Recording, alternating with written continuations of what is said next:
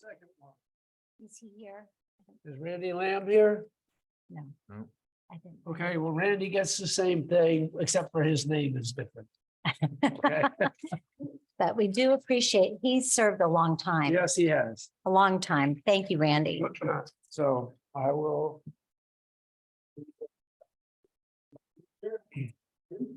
So one thing about Randy, though, I have to say, I really encouraged him to get on a committee. I was trying to get him on council. He says, no, I've got, children at home and everything. Once they're up and raised a little bit and older, I'll run for council and be on council. Well, he ended up staying on planning commission a really long time.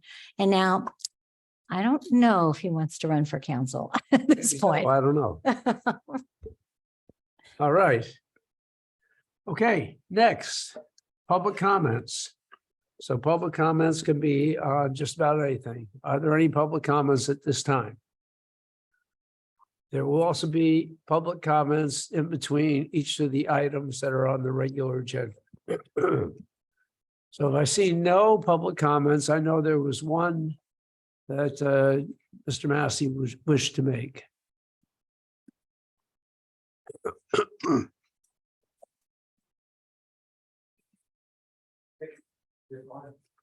No, yeah, I'll take care.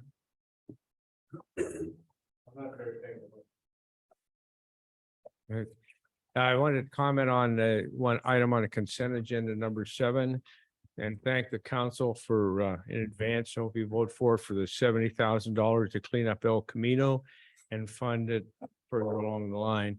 It's interesting, we are reported in all the news media as the wealthiest zip code in the country, and we look like someplace in Pittsburgh, Pennsylvania, where I grew up. So thank you guys very much for doing that. And if you don't know, I do live on El Camino and Lloyden Drive on the corner. Great. So I see it quite often. Thank you. All right, great. Well, you're going to see an improvement. Okay. The next thing is the consent agenda. Or the departmental reports. Anybody have a question on the departmental reports that George puts out on a monthly basis? Anybody in the audience want to comment on anything that was in those reports? Seeing none, I will then close that. And now we move on to the consent calendar, which is items 1 through 9. Do any council members wish to make a comment, ask a question about anything on those, or pull it for final discussion? Yes, Rick. 2 comments. One, I thought the minutes were particularly well done. So the form that you used to do these minutes, you did a really good job. Secondly, I have a question about item number 7. Which is the item that Jim Massey just commented on, which is having Bright View Landscaping do the work on El Camino and replace what MCE has done. And my question is, does that mean we're going to save some? I know there's a cost, but I'm assuming we're saving money because the cost related to MCE doing the work will not have to be borne. Yes and no. So MCE's contract is task order based.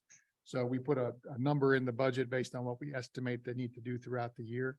So they can never hit all of their priorities in the year anyway. So even if we took this away, I bet we're going to find something for MCE to do that's a priority that's been looked over.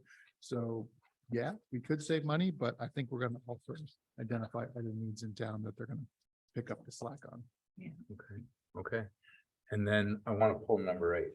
Okay, we'll pull number 8 and we'll discuss it after we approve the rest of the council of the consent agenda. Yes, I have a question on item 3, item 3. the Law Enforcement Services Fund. So we're receiving 100,000 from COPS grant, and all the money is to be used for frontline at the local level. Does that, and so it says that we're going to hire another police officer. Are we adding a police officer, or does that just go into the general fund for police officer staff? The latter. The latter. Okay, thank you. Any others? I had a question about item number 7 also, because my question was similar to Councilmember DeGoya's.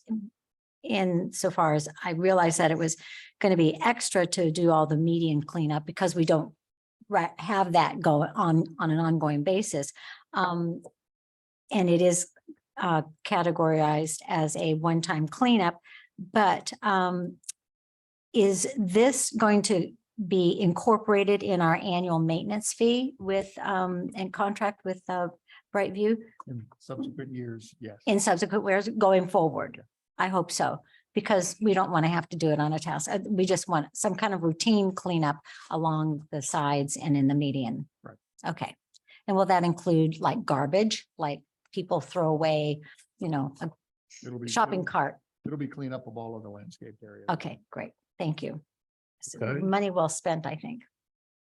Are there any people in the audience that would like to get an answer or pull for discussion any items on the consent calendar? See, yes, come on up. Yeah, Because I would like to say thank you, because I believe you're gonna save lives.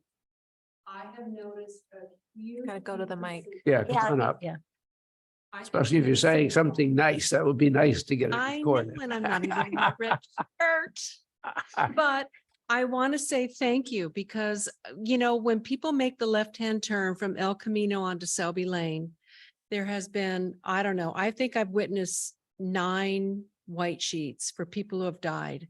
And it was because of the grass and whatnot that was on the median and people couldn't see beyond. So if this is going to take care of that, I can't thank you enough because I really, really believe in my heart it's gonna save lives. So thank you. Well, thank you. That's what we're all about. Any other comments or questions on anything before we take the one that got pulled? Is there somebody there? Yes, come on up. Can you come up to the microphone, please? They can't hear you online and With the streets, is there any way that we can propose, or how do we propose to get curbs or whatnot onto Stockbridge to slow down or eliminate some of the through traffic, use those speed Speed bumps bumps. can slow down or eliminate some of that through traffic. Could be done on Selby Lane too. That's not landscaping, but it has to do with streets. Then I would suggest you come to a transportation committee meeting and suggest that to the, How do we find out about a transportation committee? they got publicized. Yeah, Okay. They have a vacancy too. I'm not the only one either. yeah, and there is a vacancy on there if you'd like to apply. And we're going to talk about it. We're going to talk about it just in a minute. Okay, any other questions or concerns or comments? And I'll close public comments on the consent calendar and we will go to Rick's questions and the items. you Yeah, want to approve the consent calendar. yeah, sure, It's not a question. I don't have a question. I want to discuss the Okay. item. All right, let's approve everything except for the one pulled I'll make a item. motion Yeah. to approve the consent calendar except for item number 8, Eight. which has been pulled for discussion. I'll second. All right, all in favor? I, Okay, move on to number 8. Okay. So you pulled it. Yeah, you so should- number 8 amends the direction that the council gives for setting up town committees and commissions. And when we discussed this at the last meeting, we discussed the combination of the Transportation Committee and the Bike Ped Committee, which the amendment achieves. We also discussed that we needed to change the terms of what is required for someone to be on a committee and change it from being a registered voter to being a resident of the town. So I'd like to make an amendment to section 3 of the resolution to replace the language shall be registered voters in the town to shall be residents of Atherton. And if that language about registered voters comes up anywhere else in the resolution, which I didn't notice it, but it may, I'd like to have it similarly changed. Okay. Any comments from the council? I think that's Or question. appropriate. I Okay. think that's what we, Should we say that they either live, work, or study in Atherton? Because No, that would resident. allow students at Menlo College, for example, to be on the bike ped transportation Well, committee. they're they're residents residents because if they they live have there. their home address there. And their voting address is there. Exemptions For the live, work, bike. that's So is what that they- carrying over for this new hybrid committee? Yes. Okay. it does. Okay.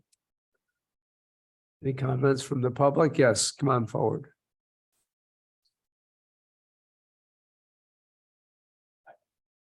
Let us acknowledge there are ghost houses. Does that mean as a resident means that someone who's a foreign national can vote in our elections and different issues in front of the town? No, the suggestion wasn't that they can be voting for town events, but they can be on a committee. Yeah, this isn't about voting in an election. We don't govern that. We govern whether someone can sit on one of our committees. So And- yes, a foreign national who lives in Atherton could be on a committee, absolutely. Yeah. I don't understand why. They live in our town, they they tax- experience our town, they could contribute to the transportation committee, they could contribute to any of our committees. I have absolutely no problem with that. Yeah, if they're willing to volunteer their time to serve on a committee, I think we value their input. I have, You're and I have, advocating that non-citizens can design and enact rules and regulations through a transportation committee that affects citizens. No, So the no, transportation they just committee- did, but I'm no, just no, trying to- they What a can't. committee because does. No committee makes Ex- rules and actions. They make recommendations for the council to consider. Okay, we're the only ones that. And can then make we will rules. have that consideration if we're bringing something up at a meeting like this.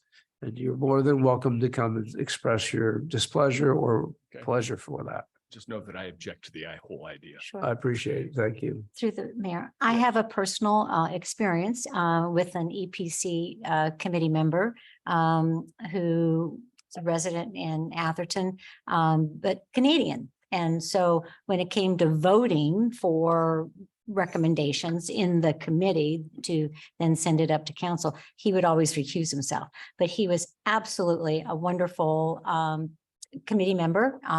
He volunteered at Earth Days and, things like that. So I just don't think that it's a huge issue to have a foreign national be, if they're living in Atherton, be partaking, Yeah, they have to be living in living Atherton. in Atherton. Yeah. So ghost houses, Right. they wouldn't be here for the meeting. And so if somebody signed up and decided they were going to live overseas, but still own the house, That's not. they, reasonable. they would miss multiple meetings and they would be taken off that committee. The same as rule as what we have here for the council. So, okay. Any further motion. discussion by us? Good. Okay, then why don't we make a recommendation? I made a motion. Yeah, go ahead.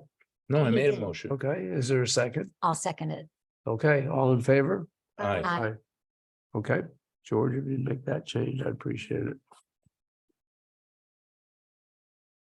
Okay.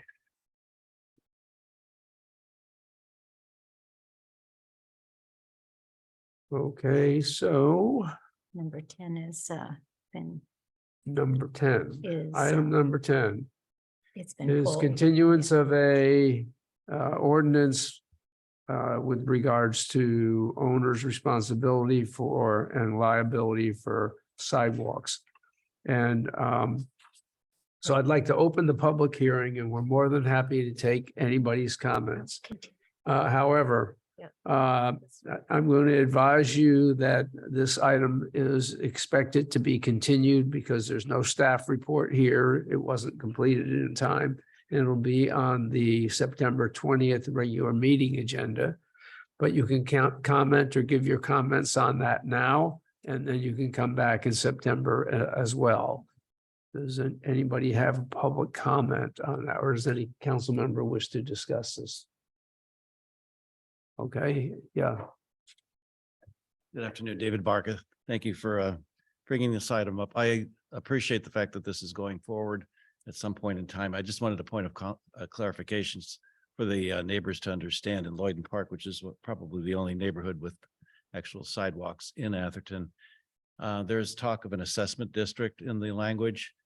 And I assume that assessment district is there to pool monies on an annual basis to be used for the repairs. So the process would work, that inspection would be taking place, remediation of the work, necessary work would take place. But the homeowner themselves would not be billed, but the monies for payment would come out of the assessment. Is that correct? That's one methodology for it, yes. Yeah, that's how Menlo Park does it. Okay. Appreciate But it. I like yeah. that. But I guess he's asking if Yeah. that's how we're doing it. Well, we don't have any firm plans at this point in time because we don't have a staff report. Okay. All right, so with that, I will close the public hearing and we'll move to the regular agenda, which is item number. Could we actually have a motion and a vote to continue the item to September 20th, please? Oh, yeah, that's good. That's good. So I'll make the motion that we do continue this item until the September meeting when we can have a staff report. I'll second it. You got Diana. All in- it. That was me. All in favor? Aye. Aye. Okay, passes. Now we'll move on to the regular agenda. Close public hearing. Okay, this is the multi-family housing sites. Now, just kind of an overview. So these were items that our staff is putting together for us to consider. And these items would go into a CEQA analysis. There's no obligation that you follow through. You would have an opportunity when the CEQA items come up to comment on it, and you'll also know what the comments are after the CEQA during the CEQA process, where they've looked at impact on transportation, impact on, on all sorts of things. So so just because something is included in that doesn't mean it's actually being targeted for and rezoned or overlaid. So with that, we will go ahead and start the report. Thank you. George? Oh, Good evening, council members. I'm Brittany Bendix, town planner and project manager for the housing element. can you move that microphone a little closer to you? How is this? That's Much better, better. much Yes, I better. can hear it. Give me just 1 second while Anthony pulls up the Lost. PowerPoint slides.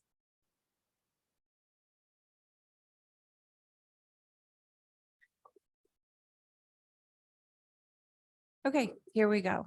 Go ahead and move on to the next slide. Go ahead and move on to the next slide, please.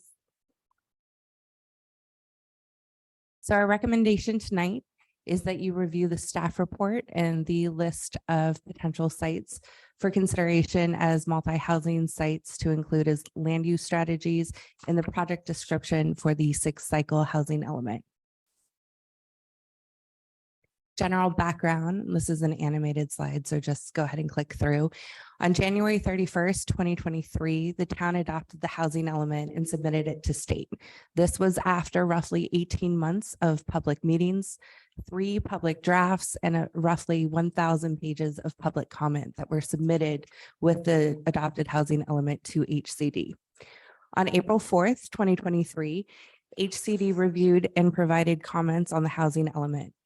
Because the housing element was not certified by March 30th, 2023, it triggered a requirement that all zoning code changes that are related to the housing code adoption must be completed by January 31st, 2024. This also resulted in a combined CEQA approach that we are now pursuing, where we needed to do CEQA in order to adopt the zoning code changes. And now CEQA will also capture the housing element in its entirety.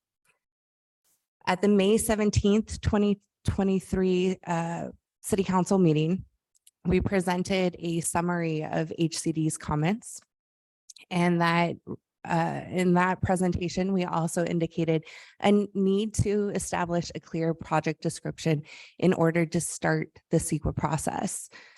We also covered the next steps that would be needed to address the HCD comments. And at that point, council requested that staff prepare and provide a workshop for the community to understand the additional AFFH affirmatively furthering fair housing requirements and needs analysis that we need to undergo as part of the additional HCD review. So here we are, and then the next step, of course, was the June 19th, 2023 community workshop, where we did initiate some discussion about site selection. We went over the affirmatively furthering fair housing and needs analysis, and I'm going to refer to that as AFFH moving forward, as well as the general basis for a site selection process. Next slide. So giving you some background on the AFFH and needs analysis that HCD is requesting, this really goes back to the 1968 Fair Housing Act. Oh, sorry, back one slide. And when I'm focusing here, this is a very lengthy description of what fair housing means. Really what Atherton is focusing on at this point is the promotion of fair housing choices. This then ties into California AB 686, which became law in 2018. And again, this is looking more at the access to opportunities for housing. And then that is all really conveyed in some of HCD's comments with the Housing and Community Development Department of the state, where they asked the town to promote housing mobility and increase housing choices and affordability. So a lot of the 18 months of public workshops, the pages and pages of letters, a lot of it really focused on the RENA requirement, which is a quantitative requirement of providing so many units at different income levels. What we're focused on now is meeting the requirements for AFFH and basically demonstrating how the town is furthering fair housing. Next slide, please. So when we're talking about AFFH, there's really two key definitions that we need to be mindful of. One is what is a fair housing issue? And here I've provided the lengthy explanation that's a footnote in the staff report, but really it's looking at a geographic area that restricts fair housing choice or opportunity based on certain qualities of that area. And then also looking at the definition of fair housing choice, and that's really identifying what options individuals have. An HCD and housing element law asks us to take a specific look at certain individual categories, like large households, for example, and what those realistic options are. And that would be something to consider for fair housing choice. Next slide. So here are the four key potential issues for Atherton. One is that the town is identified as a racially concentrated area of affluence that deviates from the broader regional trends. The next is the town. Question? Sure. What does that mean? Racially concentrated area of affluence? That seems to me to be confusing affluence, which is obviously an economic issue, with racial concentration, which is obviously a racial issue. So it's a socioeconomic issue. Both are present in this one particular area. I don't know what it means. Well, yeah. Racially concentrated area of affluence. I've never heard of Aren't you it. making 2 points that we are both we are an affluent concentration and also are racially segregated? There was a table or 2 images in the staff report that had. There are 2 showed the- graphs that are provided by the state that we can share. I don't have a I problem think they're with like that. separate getting Those combined are in two one different things. sentence. This is like completely confusing. Yeah. It confuses them. It's like when I read the staff report, in the staff report, it said that the fair housing analysis was derived from the Fair Housing Act, the Federal Fair Housing Act, which is quite clear about dealing with certain kinds of concentrations. But it's not an economic focus in that act, at least not what's quoted in our staff report. It's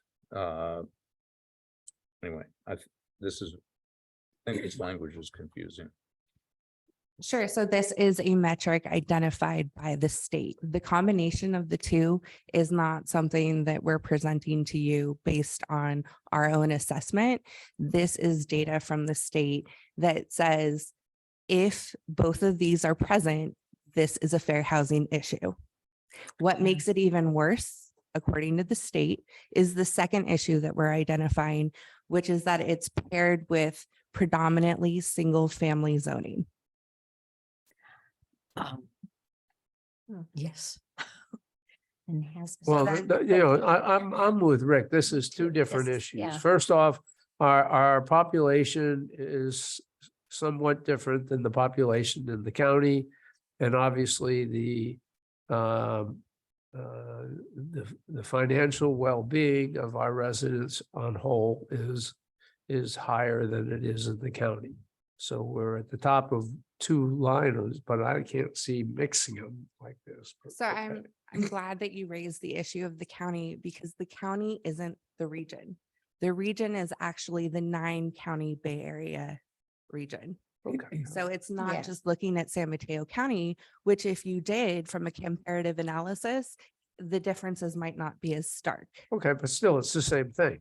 Okay, you compared what we have here in this town with what is in the rest of the Bay Area region. Yeah. And 9. to be clear, it's not us, it's the state. that's Right. saying this. Yeah, I- I just, you know, it should be better, would be better if they were separate issues and we could address them separately. I- Linking them together says there's a linkage.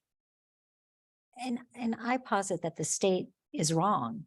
And they really don't know our community very well because there are very wealthy, non-white, non-American, not, people that, that live in our town. Lots of very wealthy company owners are of different ethnic backgrounds and they contribute and live in our town. I mean, I just look at the street that I live on. It's very diverse. The numbers of our town are the numbers of our town, so we can't really debate that. We know what the demographics and we know those are numbers, so what they're talking about here is why we're being flagged is we can't debate what we are. Well, I don't That's know. I true. think, That's the real reason we're being flagged, but okay. yeah, Yeah, my objection is to the language. I mean, the state could easily be confused. That's fine. that's But what I that think. the language is confused. Is this term, It's completely merging two different issues. And I'm not saying that either one of them separately are wrong, but they're merged in a way that's confusing. So when I read the Federal Housing Act, it's very clear. It's not making this mistake. Mr. Mayor, may I interject to try to offer some reflection on this conversation? This topic is not meant to denigrate the town. It's not a pejorative label that's been put on the town. It's actually a classification that's been created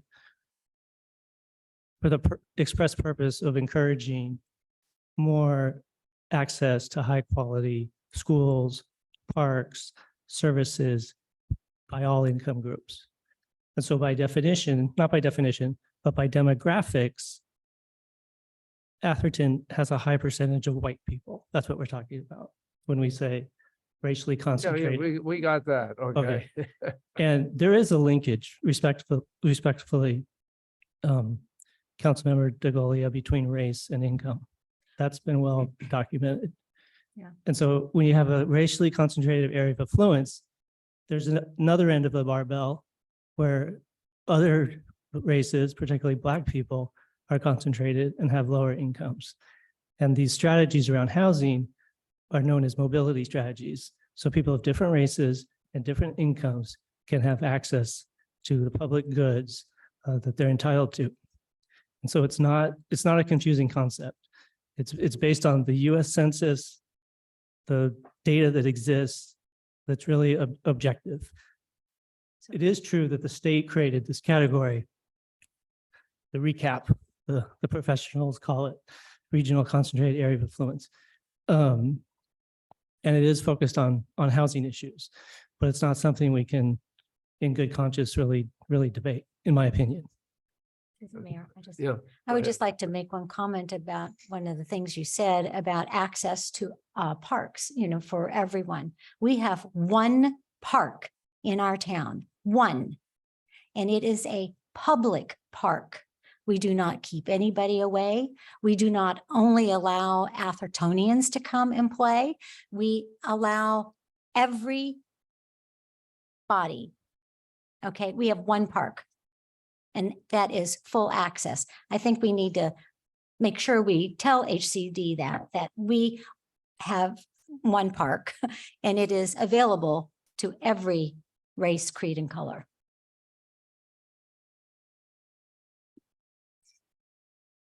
Okay, any other comments real quick? Let's move on. Thank you. Sure. So I'll move on to the third and fourth issues. So the third has to do primarily. The third has to do with we have not entered the public comment portion. We will get there once I finish the presentation. But, yeah.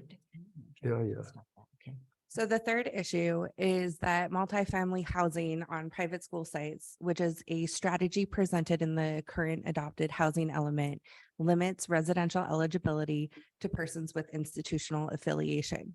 This gets back to the housing choices that I mentioned on the previous slide, where this doesn't reflect multifamily as a housing choice for all individuals.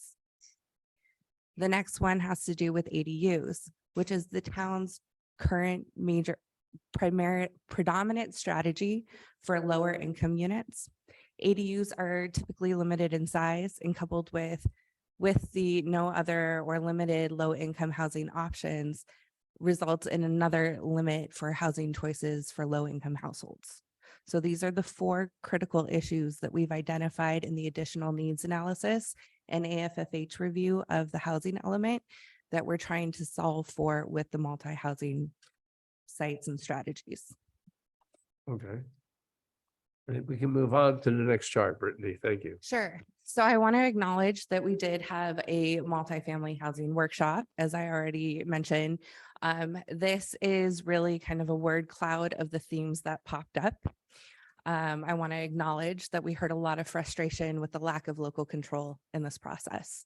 And that clearly there are a number of frustrated individuals and even a coalition that is not in favor of looking at multi-family housing beyond what's already in the adopted housing element, if not having significant concerns with what was already previously adopted.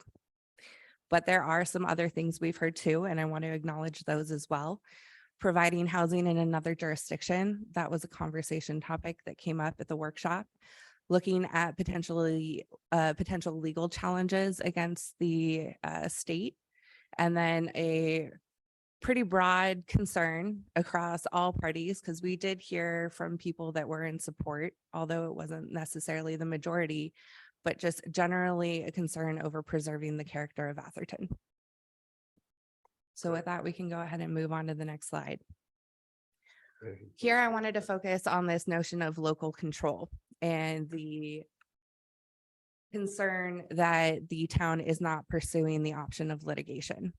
At this point, the town is pursuing compliance. That's our current recommended strategy.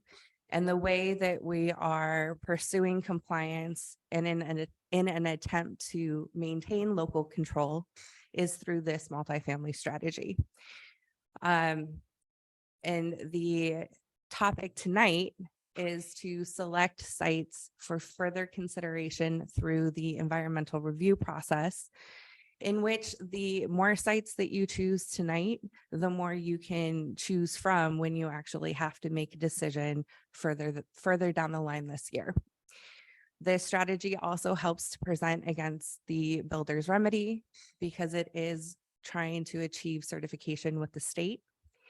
And then it also includes the development of objective design standards, which is a really big tool that the town has in trying to regain that sense of local control. In terms of litigation, that is definitely an ongoing option. It's not the recommended option, but it is one that the town staff and consultants are all very mindful of. As consultants, we're not just working with the town of Atherton, we're working with a number of communities who are in similar situations. And so it is something that is on our radar constantly as we're going through this process. Yeah, I think Brittany, it needs to be recognized, though, that we did provide the right numbers in our two submittals. The state just came back and said, well, we don't believe you, or we want you to do more than what we asked you to do. Bottom line. And then they picked at little things elsewhere. And I think we need to, for the audience, they need to understand that. The state is saying, we want you to do more than what you offered. And we want you to do different than what you offered, even though we offered it. That's my comment on this. Okay, we can move on. Okay, next slide. Jeff, this is you. And I'm hearing some comments Thank you. about it being some small print. So if we can actually maybe read through. Thank you. Thank you, Brittany. Can everyone hear me? Thank you. Jeff Bradley, M Group, working on behalf of the town, of course. So as we look at properties within the town to make recommendations as potential possible future multifamily housing sites, we're guided by guidance provided by state law and interpreted by HCD to some degree. And as we discussed last month with the folks that were here for the community meeting exactly 30 days ago on June 19th, we talked about some of the objective standards that HCD really pushes jurisdictions towards. And that's the lot size between approximately a ½ acre and up to 10 acres. It is important to note that jurisdictions can provide sites outside of those ranges, just requires some additional justifications and explanations and analysis to support that. The ½ acre to 10 acre, you can think of as sort of a safe harbor provision where you won't be questioned on the size of the properties. And of course, we need to show infrastructure availability, water, sewer, electrical, given the high cost of bringing in infrastructure to sites that don't have it. That's seen as basically a high barrier to development. In an area that's as built up as Atherton over the last 100 years, most of the infrastructure is fairly robust and available. So that's not typically an issue in the Bay Area cities that we work with. As Brittany mentioned, fair housing is and as the mayor indicated, fair housing is the lever that HCD is pressing on to go over and above the raw housing target numbers, the RHNA. So that's absolutely correct. But it is very much consistent with the new California state law that Brittany mentioned that basically mirrors the Fair Housing Act at the federal level. The difference is, of course, is California has baked it in to this housing element process, and that's what gives them the legal ability to do that. In terms of other factors, we're looking at proximity to transit, availability of infrastructure is mentioned, access to schools and parks. Typically a 10, 15 minute walk is considered ideal. However, sites that don't have exactly that shouldn't be discounted completely, because you have to work with the parcels you have in the city. You'll never find an absolute perfect match. This system also ties into the scoring that is used for state-provided financial incentives for affordable housing developers to qualify, and they have a scoring system for that. And it overlaps to a large degree on these housing planning criteria. And then also it's important to create a planning process to allow any housing opportunity sites to be approved based on objective standards on a fairly certain timeline with a minimal risk of denial. Next slide. So the programs that we're looking to the community and the council for feedback on, several different tools in the toolbox. Currently, as mentioned, the city is primarily made up of single-family zoned properties with a scattering of public school sites and public open space sites. So this idea would be to introduce a multifamily zone into the community for the first time. And that, of course, would also play or interact with the inclusionary ordinance that the adopted house already calls for to set aside 20% of any units for affordable housing. Another option would be multifamily housing overlay, would be very similar to a straight up zoning district, but it would also provide additional assurance for existing homeowners who may not be interested in multifamily housing on their property to retain their existing use for as long as desired. And it would also create an overlay that applicants could request to be placed on other properties that would go through the regular town approval process and consideration. And then we get into SB 10, which is a state law passed a couple of years ago to encourage infill housing on smaller sites within existing cities or near transit. So obviously we're in an existing town, so we meet the definition, and it gives the city the ability to essentially pick certain sites regardless of size, and they will be allowed to have up to 10 units. We feel in Atherton, we should create a sliding scale where smaller sites would get 5 or 6 units, sites approaching 1 acre would receive the full 10 units. And we believe that would be consistent with the state law. It's meant to be a streamlining measure. The ordinance itself is exempt from CEQA. The subsequent development it is not, but these are fairly small projects that would normally qualify for an exemption.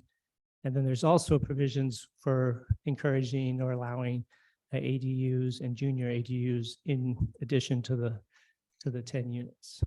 This, of course, retains the single family zoning, but we're providing an option for that. So when we looked at individual sites, we didn't assume any one of these tools. We kind of just laid them all out and showed what the numbers would look like based on some of the existing densities laid out in the adopted housing element. Next slide, Bill. So one of the problems that we have with this, with the consideration of multifamily zoning and the overlay, is that we've considered that for several different areas in the town over these last 18 months and proposed them and notified the surrounding residents.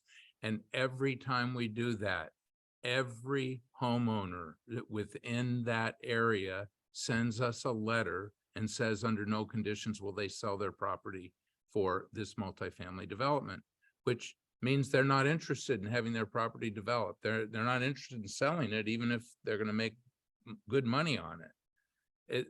It's a big challenge in Atherton because the town doesn't have any property. We have this parcel that we just redeveloped and we're not going to build housing on.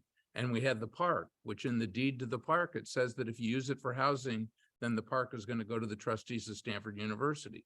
And the town owns no other land. Other towns around us own land and they can do this with their land.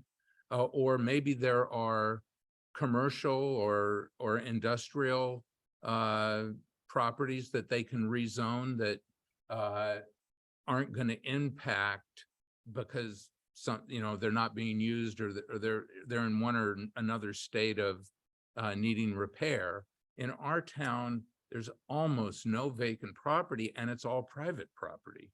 So to rezone it adversely impacts the people that live there by saying you can't build a single family house here.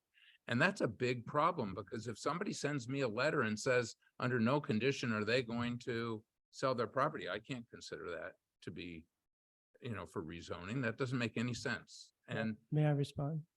sure.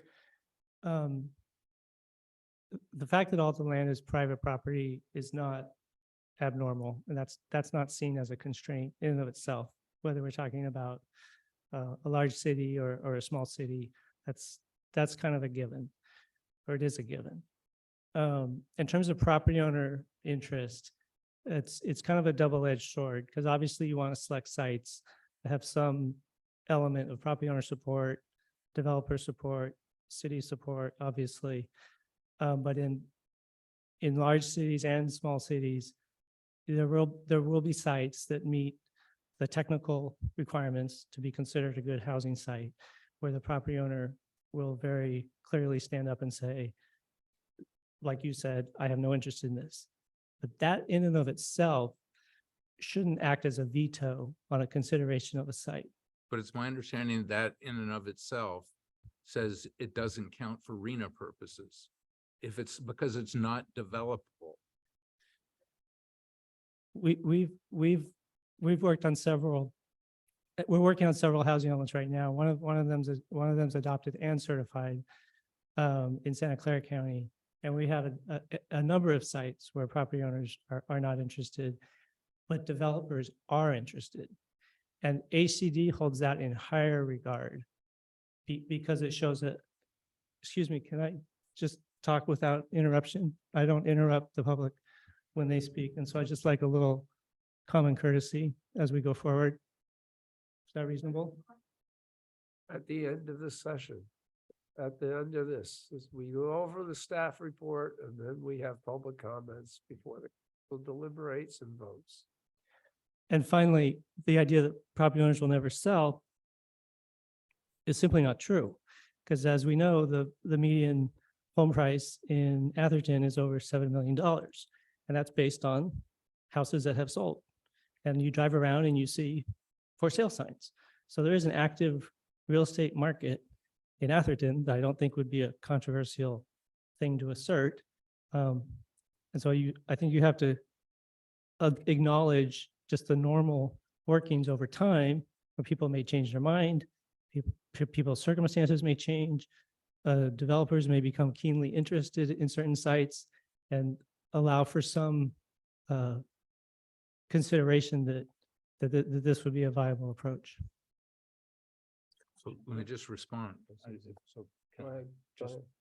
So I understand that there are properties for sale, but that doesn't negate the fact that for those areas that we've looked at rezoning, and we've looked at, I don't know how many, 6 or 7 areas in town where we've looked at rezoning, we've gotten these letters from everyone that lives in them, so that they won't sell to the developer. So, I mean, maybe they would be for sale if they got enough of an offer and in terms of the cost, but they tell us they won't sell. I take that seriously. I have to take that into account. I'm not going to ignore that. I believe that. I mean, the other thing that you said, there are developers that are interested. Well, maybe. I don't see a developer that's interested in paying Atherton prices to do the development that includes affordable housing. And if they were there, we know the builder's remedy could apply right now. We haven't seen it. They're going to pay $10 million an acre. Then they're going to have soft costs to carry that property while it goes through its process that it has to go through, which could be a couple years. That's very expensive. So I think, and believe me, I'm not trying to avoid complying with the requirements that the state has set for us. I believe that we are 100% committed to complying with this, but we have to do it in the context of the town that we have and the situation that we find ourselves in. And we have to say to ourselves, and we've really worked at this, how can we obtain real affordable housing in this town?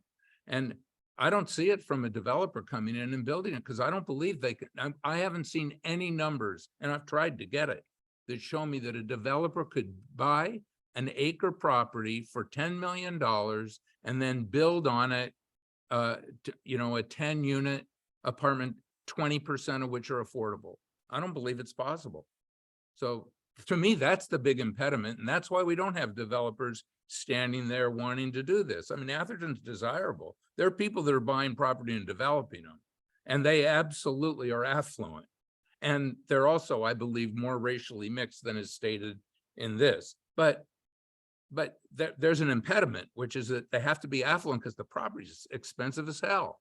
We all know that.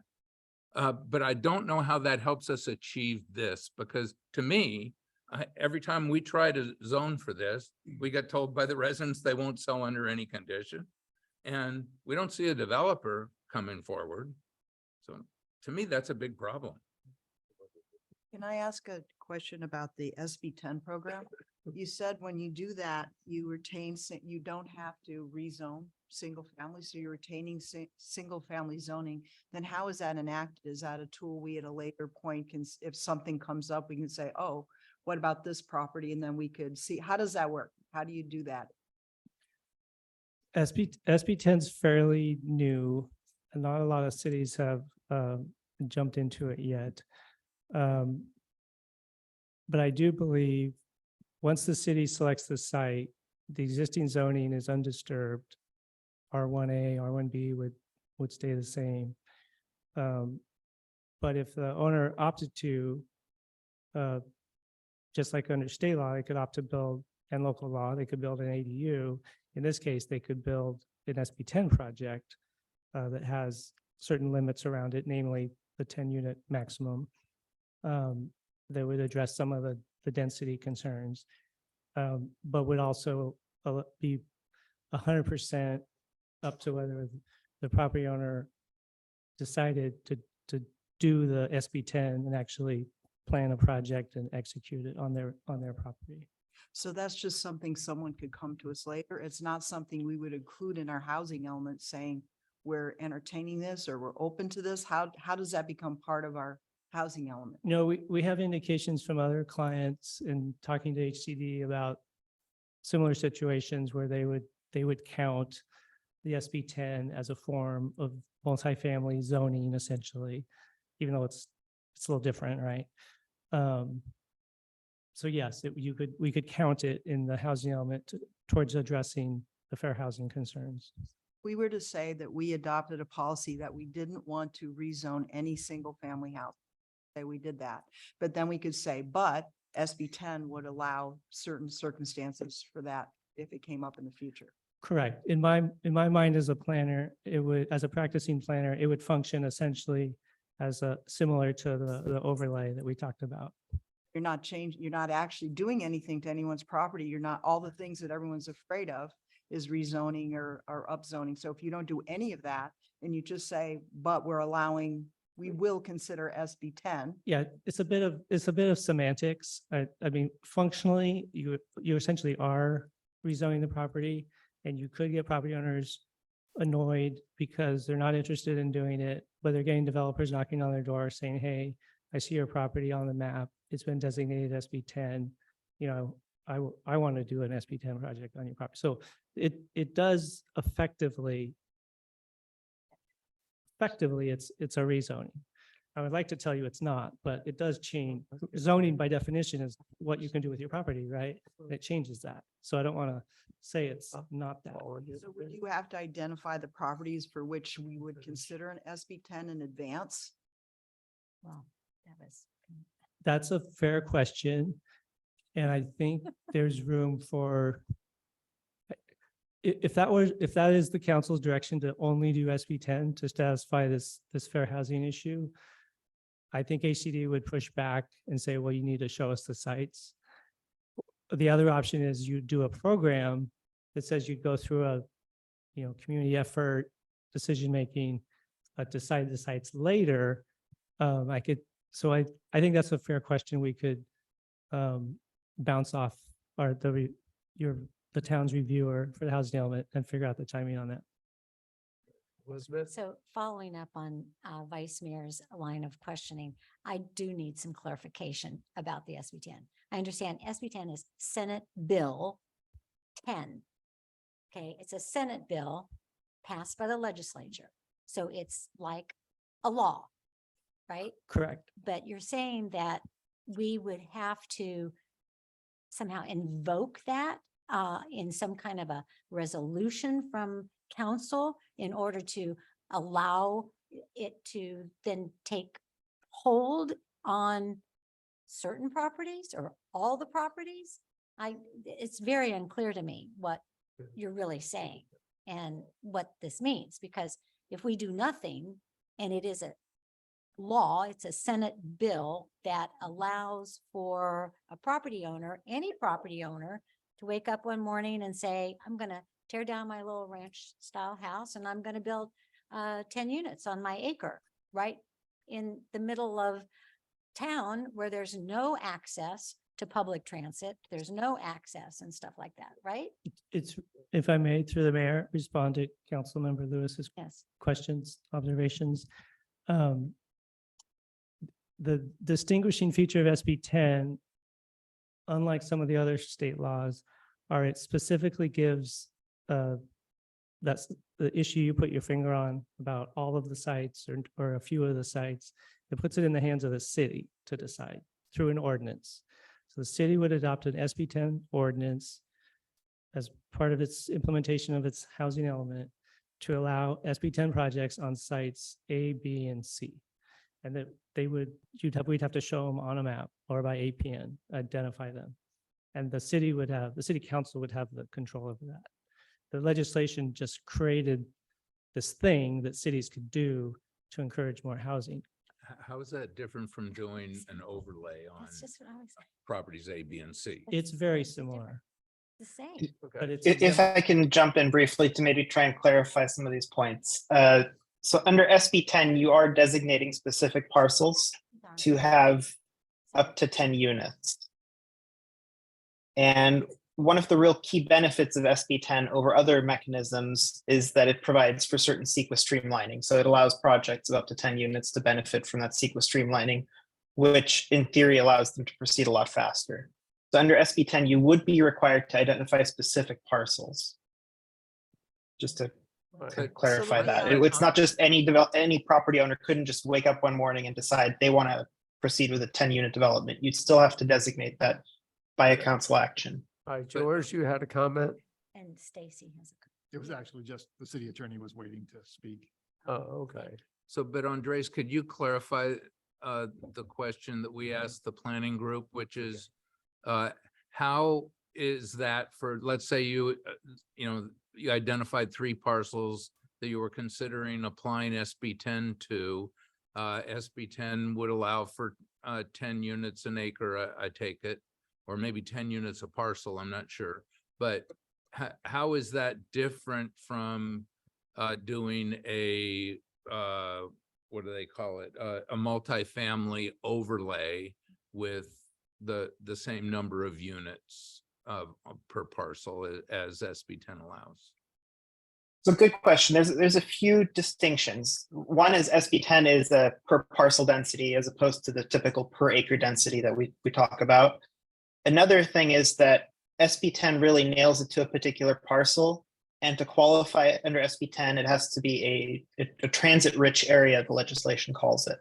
And so not any parcel qualifies. It has to be within a certain distance of major transit stops. And I don't have the details in front of me right now, but only certain parcels would qualify.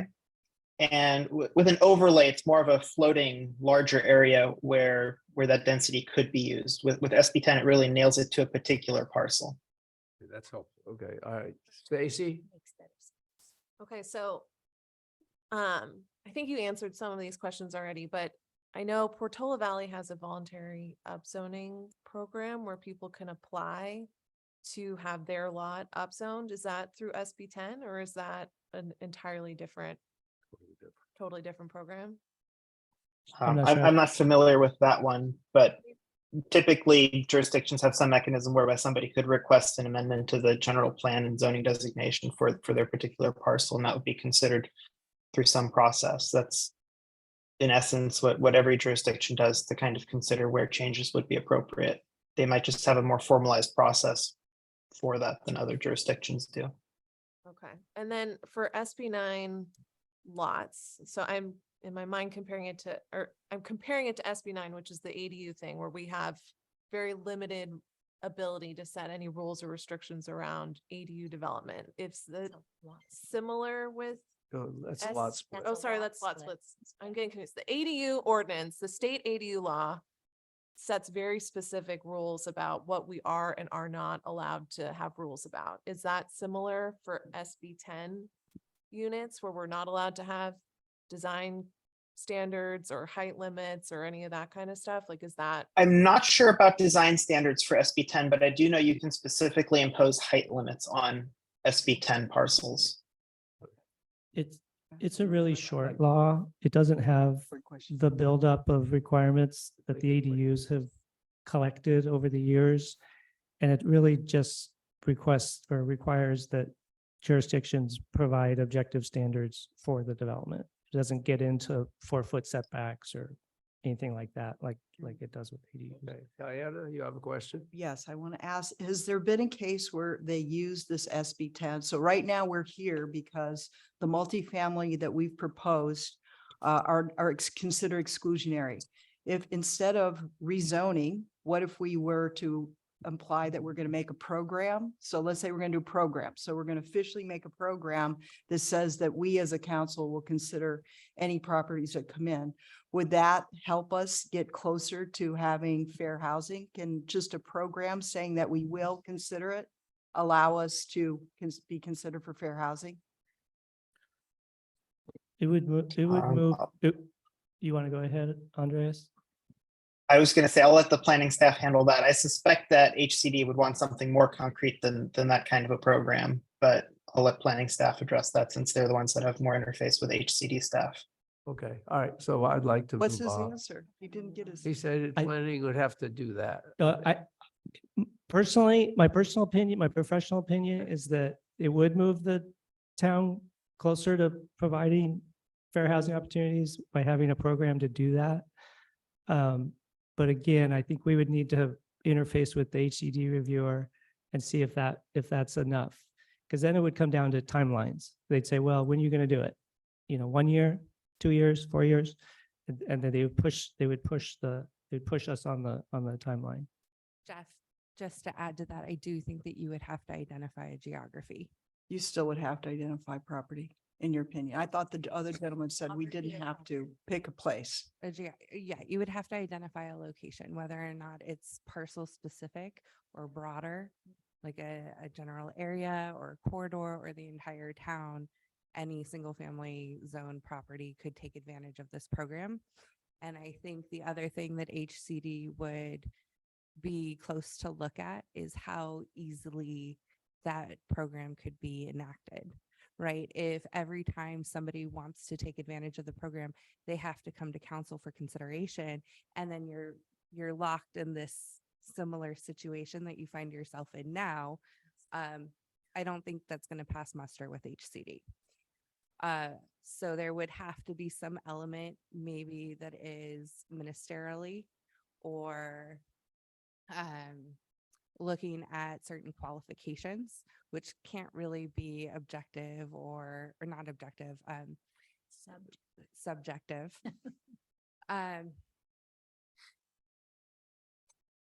So it is kind of a catch-22, but you could in theory say, well, we want to accommodate X number of units and we will do that. And it will be a first come, first served basis until that happens. I don't know if that's more appealing to you than what you're looking at right now, but that might be something that we could explore.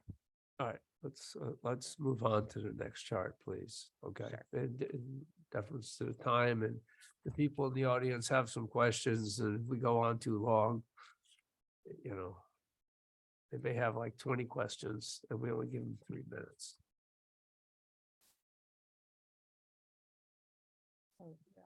Potential multifamily sites. Yeah, the map. The map. If I may, yeah, there's I did want to speak to the map briefly, so thank you for that opportunity. So as this map shows, what we really tried to do was focus on the major roads as defined in the city circulation element. So you have the highway, they call it, right? In the general plan is El Camino because it's a state highway. And then you have a number of major arterials and then some collectors. And those are all the streets shown with the heavy dashed line. And so we looked up and down the corridors for sites that met some of the technical objective standards around size, proximity to schools and parks and shopping areas. And because Atherton doesn't have non-residential land uses, essentially commercial uses, that tended to naturally pull all the sites out to sort of the edges of the town. And closer to the existing commercial services in Redwood City and Menlo Park. And it also places them on the transit routes, in some cases, even good proximity to the Menlo Park Caltrain station. So that wanted to explain sort of the logic behind the pattern you're seeing. And it also kind of created a good distribution just geographically. Because if you come in with just a cluster of sites in one area, HCD will say, well, what about this area? What about that area? How come you didn't spread it around more? They like to see an even distribution. We can push back on that to some extent, but I think it's good to start with some spread geographically to show that the city is looking at the whole area. Happy to take any questions on that. Let's move on.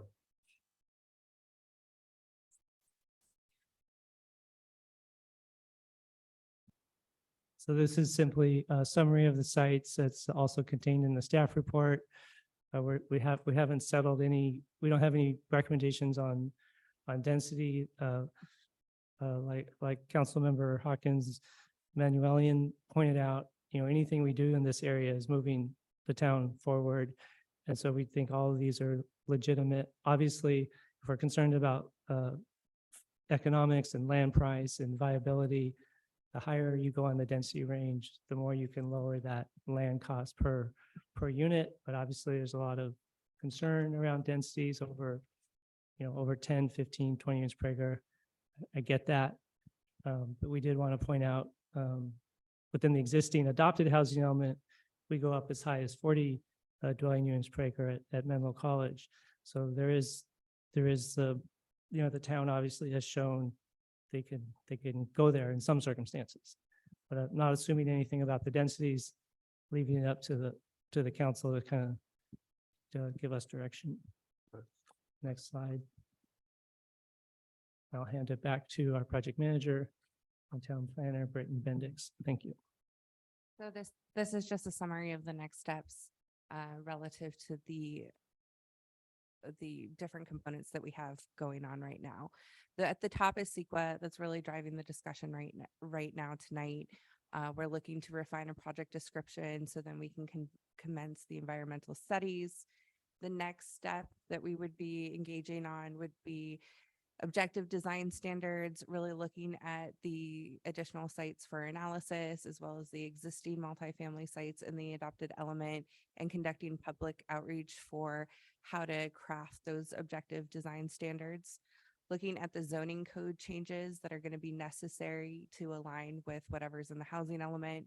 And then, of course, revising the housing element to make sure that it's compliant with the comments submitted by HCD.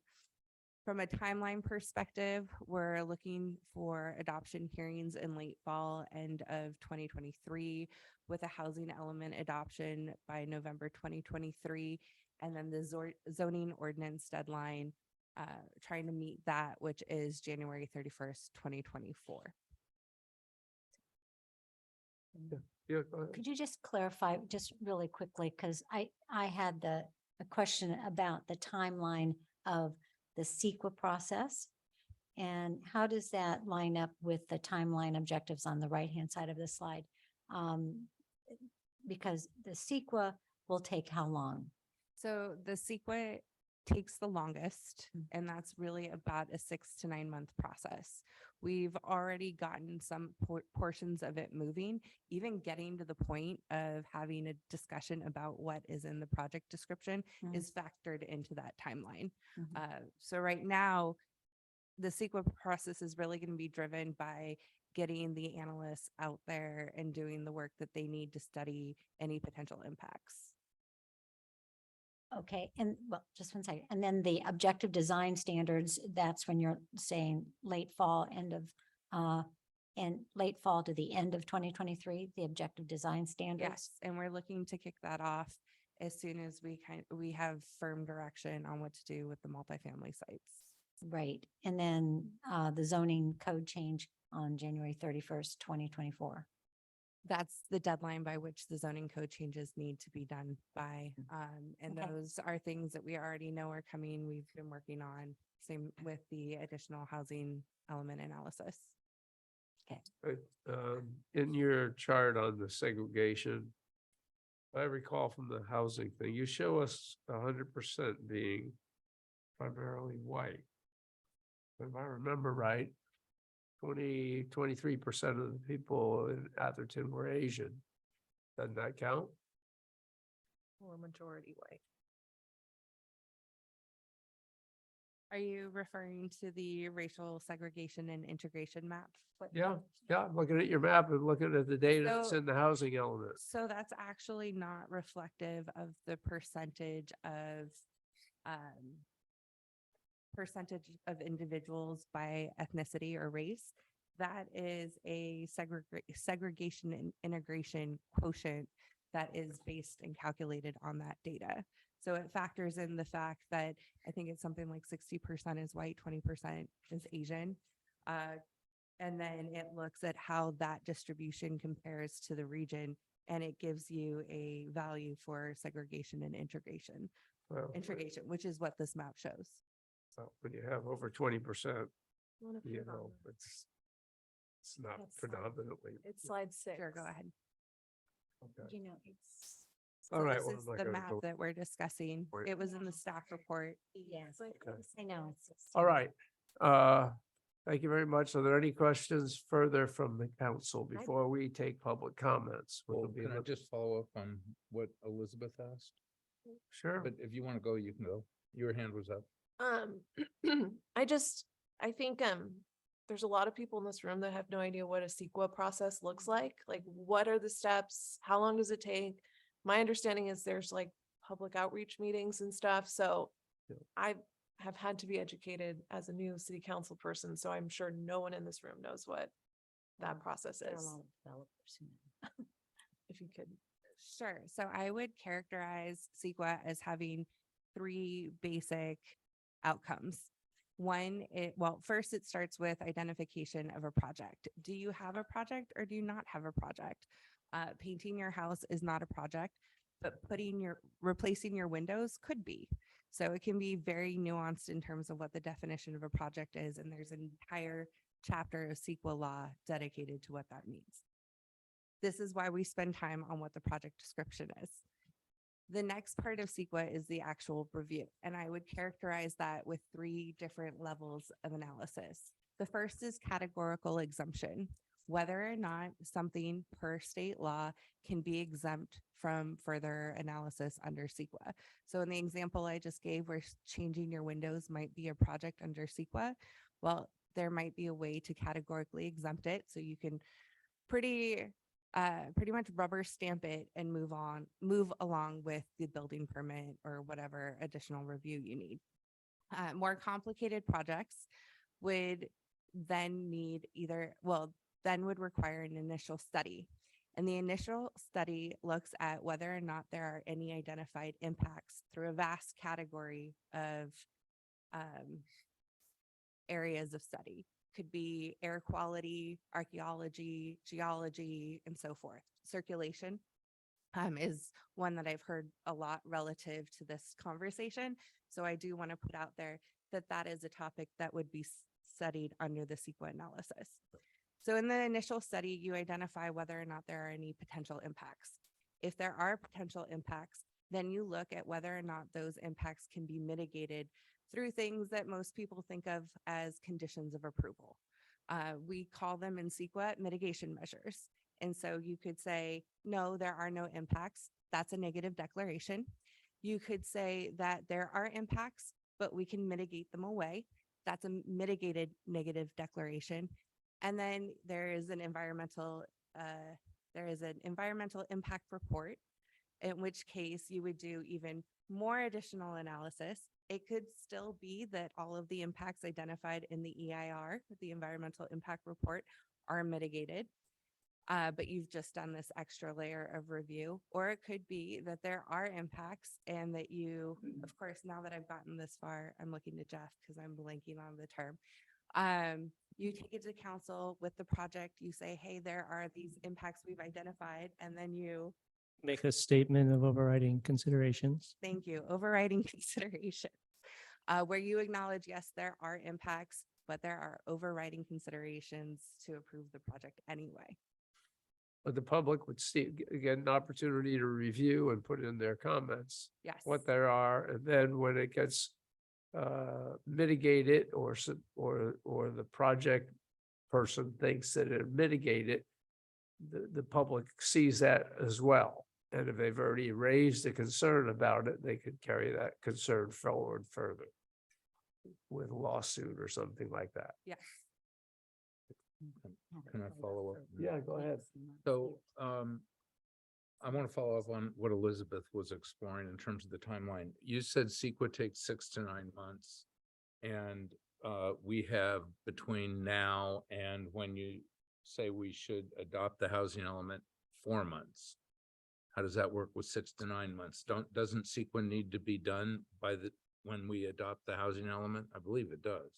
And I believe that wasn't the case in January because we just decided to self-certify. Right. Correct. So we will do what we can to match up that timeline so that we can continue to keep that pace. In some ways, we were already able to start the review. For example, we have archaeological maps that we can look at. We know that we need to notify the local tribes that there is this project going on. That takes a month just in order to give them an opportunity to respond. So there are certain parts that we have been moving on so that we can get to try and catch up with that timeline. Okay, but And it wasn't in January because we self-certified. It was because the city attorney advised that we're going through a self-certification process and we're going to go through CEQA as we adopt the changes in zoning and land use, with the assumption that our housing element was going to be certified by the state.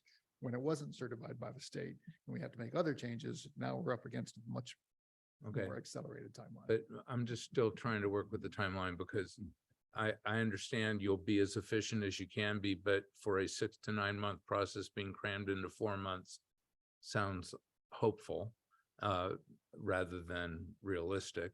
And I also know that staff has said that if we wanted, if there are any properties that are not on your list that we need to notify the residents about before we put them formally on the list, which is our process, that we wouldn't be adding any other properties to the list until September, in which case there's 2 months. And that doesn't seem realistic.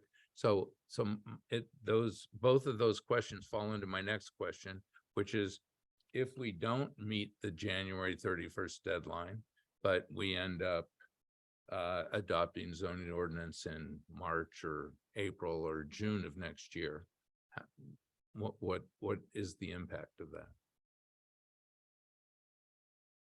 I'm looking at you, Jeff Bradley. Yeah, I'll have to research that. Get back to the council. I mean, I understand you only have 1 year if you aren't qualified by the state by your required deadline. But my understanding, and maybe I'm wrong, is that if you don't make that year, then it's whenever you make it that you could get qualified, but you're just sort of extending the extending the period of non-qualification. Of the housing element itself. Yeah. Southern Of course, California you'd be, jurisdictions are experiencing you'd be that. exposed to. And, you know, and Southern builders' California remedy. jurisdictions are deep into that. I mean, Yeah. but you'd be obviously continuing to expose yourself to a potential builder's remedy, which as Councilmember DeGoya articulated that, you know, There aren't any right now. there aren't any right now, and a lot of it's because of the high cost of the land. And However, we have had inquiries. you've had inquiries. Yeah, well, Okay. All right, I'd like to open it up for public comment. So public comments, this is your one chance to say something. You have 3 minutes to do it. Anthony will tell you when it's getting close and suggest that you try and wrap it up. But please don't go over. There are a lot of people here and we've got still other things to cover. So, But don't feel like we're discouraging you. No. We want to hear you. so. Yes, come on up. Mayor, honorable council members. My name is Joel Aria. I live at 2 Selby Lane. And firstly, I want to state that I'm not opposed to multifamily housing. What I am opposed to is the selective inclusion of my home and my neighbors to meet the housing element. Sorry, actually could perplexed you about- say what your home is? you sell. 2 Selby Lane. Okay, great. He Thank wrote you. us a letter. No, Yeah, I- I sent a letter last night. Yeah. So I'm actually perplexed why my home and my neighbor at 8 Selby are selected. Because in the they were also selected in the previous discussions this year. And these 2 lots didn't meet the criteria, previously and then were removed. So it's kind of weird. We previously stated that we're not interested in selling. We're too small. The lots are actually too small. HCD recommends at least half an acre. We're, 0.33, 0.37. There's no consolidation incentive that would encourage us to do my neighbor and I were not going to do that. Also, as Councilman DeGoya said, multifamily development on small lots is not economically feasible. There's no developer that's going to come and actually ask us to do this. And also any kind of aggressive consolidation program creates like perverse incentives or like pressure tactics, lowballing, and it gives rise to like a negative community spirit. And, we've been here before, our community is actually, together. And I feel that this current selection criteria has been arbitrarily applied to just select our lots because the criteria is very similar to our homes as opposed to neighbors. So we feel like it's arbitrary.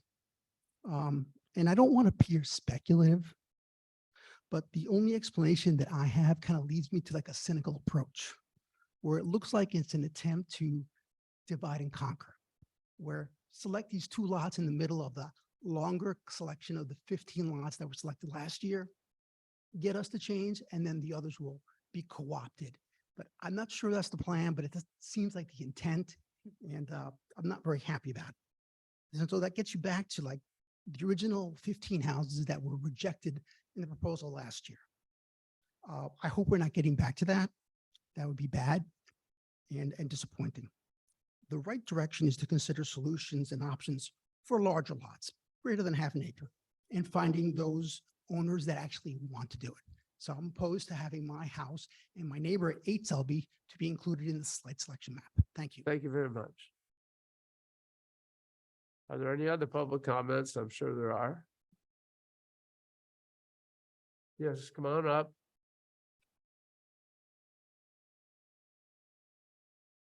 Pam Savaroli, 99 Gresham Lane. Mr. Bradley, who do you work for? And what's your affiliation with the ACD? HCD? You as well? Because what I'm understanding is what's put forth in this slide number 9, which clearly shows, to Joe's point, that homes of 0.5 and less are not to be included. They are not adequately per the HCD. And yet they're on here. And 4 out of 10 of the proposed homes, of which Joe's is one, is part of the plan. How does that happen? Why on earth are you guys targeting homes that don't relevantly comply with the standard? It's mind-boggling. We're all tasked, sadly, with this situation. And yet, Atherton is an anomaly, right? We don't fit into any mold. And I'm sorry to say that I think that what you're asking the town of Atherton to do is put forth homes that A, don't comply, B, we're not selling, nobody's gonna consolidate to or cave into a developer. So what you're asking the town of Atherton to do is lie and put forth an element plan that actually isn't relevant or true to the real facts. It's not good. And they don't want to do it, and we don't want to do it. So when you're asking, like Mr. DeGolia said, I'm one of many who have written, we're not selling, we're not doing, we're not putting forth. And yet here we are once again, forced to put in a situation where we're not going to do this. And yet you're asking our council members to lie on our behalf. You are misrepresenting and misstating the facts, and you are putting forth false information to the state to fill a quota that's not going to work. And I think you need to recalibrate and rethink and stop putting us through the motions of doing this, because we don't fit into a mold. Sorry to say, but we're not part of it. And I don't know I'm not selling. I will not be part of it. And they don't want to make us part of it. Okay, Pam, can you just finish up? Oh, thank you. David Haynes, 30 Stockbridge. Okay, I share the council's skepticism on the assumptions of the issues presented earlier. Fair housing was meant to address what's called invidious discrimination: race, sex, national origin, or religion, etc. Nowhere is affordability ever considered invidious discrimination, as it is an economic concept. This is a very dangerous concept, as it treats income and wealth as discrimination. Factors and ideas historically associated with various ideologies that I will not name.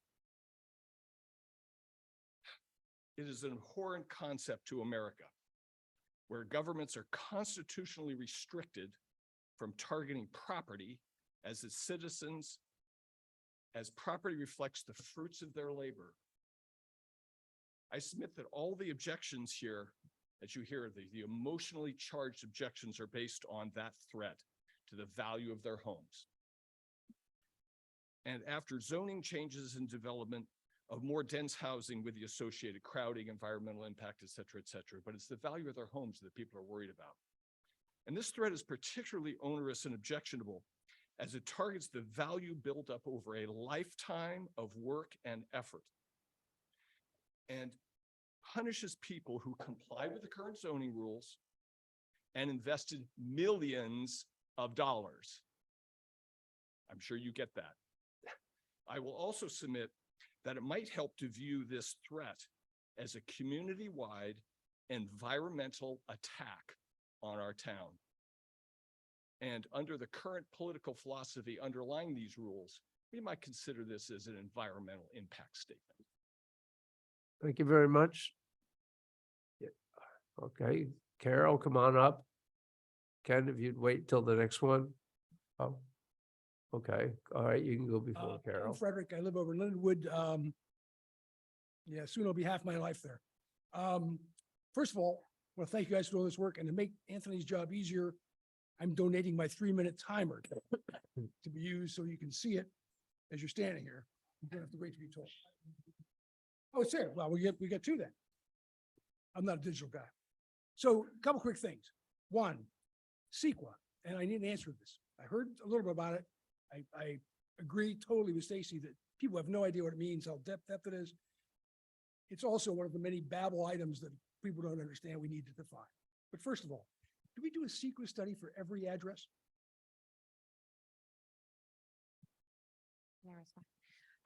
That's the discussion topic for tonight, whether or not these addresses would be included in that analysis. If you have addresses, do you have to do one for every address or can you just do one big sequence? It depends on what the project is. Sometimes we do area-wide CEQA analysis if we're going to adopt. But so I don't care what Very we know what the project is. Give me the addresses we have on that list. Does each one get a sequel or is there one big sequel? Each one. It would be one giant CEQA that looks at each of those sites or any of the sites included. Yeah. Yes, So it's each one added up, right? yes. Mike can do, all right, thanks. What does that cost? Jeff, do you have that? The I can analysis? answer it as too much. Seriously, what does it cost? I have to look that up. Do you remember, George, the The, proposal uh, budget? The staff report identifies a fiscal impact of $352,000. And but that's only with them. Does that include our lawyer and our inside staff or just them? That is the M group. That's the cost. M group only. So it's With not the our support inside cost. staff. No. Not our lawyer, They are our staff, but the lawyer will be involved as well, right? not M sequel. Think so? And second, once we start on CEQA, do we have to use them? Mr. Mayor, I don't want to get in a conversation here. It could take a long Yeah. time. No, I'm just asking the question. Do we have to use them or not? I mean, can you go to somebody else if you wanted to? Do you want me to keep, Just give me an answer. Just answer that one question and then let's move on. what's your question, Ken? He wants to know if we have to use M Group to do our We said we sequel. can do CEQA. We're locked into using them. M group. Yeah. There's sub-consultants involved. But I mean, that we couldn't go to another consultant because we got them as on board. There are contract consultants. Okay, all right. But one last question, HCD. Has anybody from the council been there? No, George has spoken to the HCD administrator So for us. nobody from the council Nobody from the has council, ever no. met anybody from HCD. Is that correct? Well, they've talked on the phone right over here, but we haven't met them in person. understand. No, Ken. But thank you very much for your comments. All right, Carol.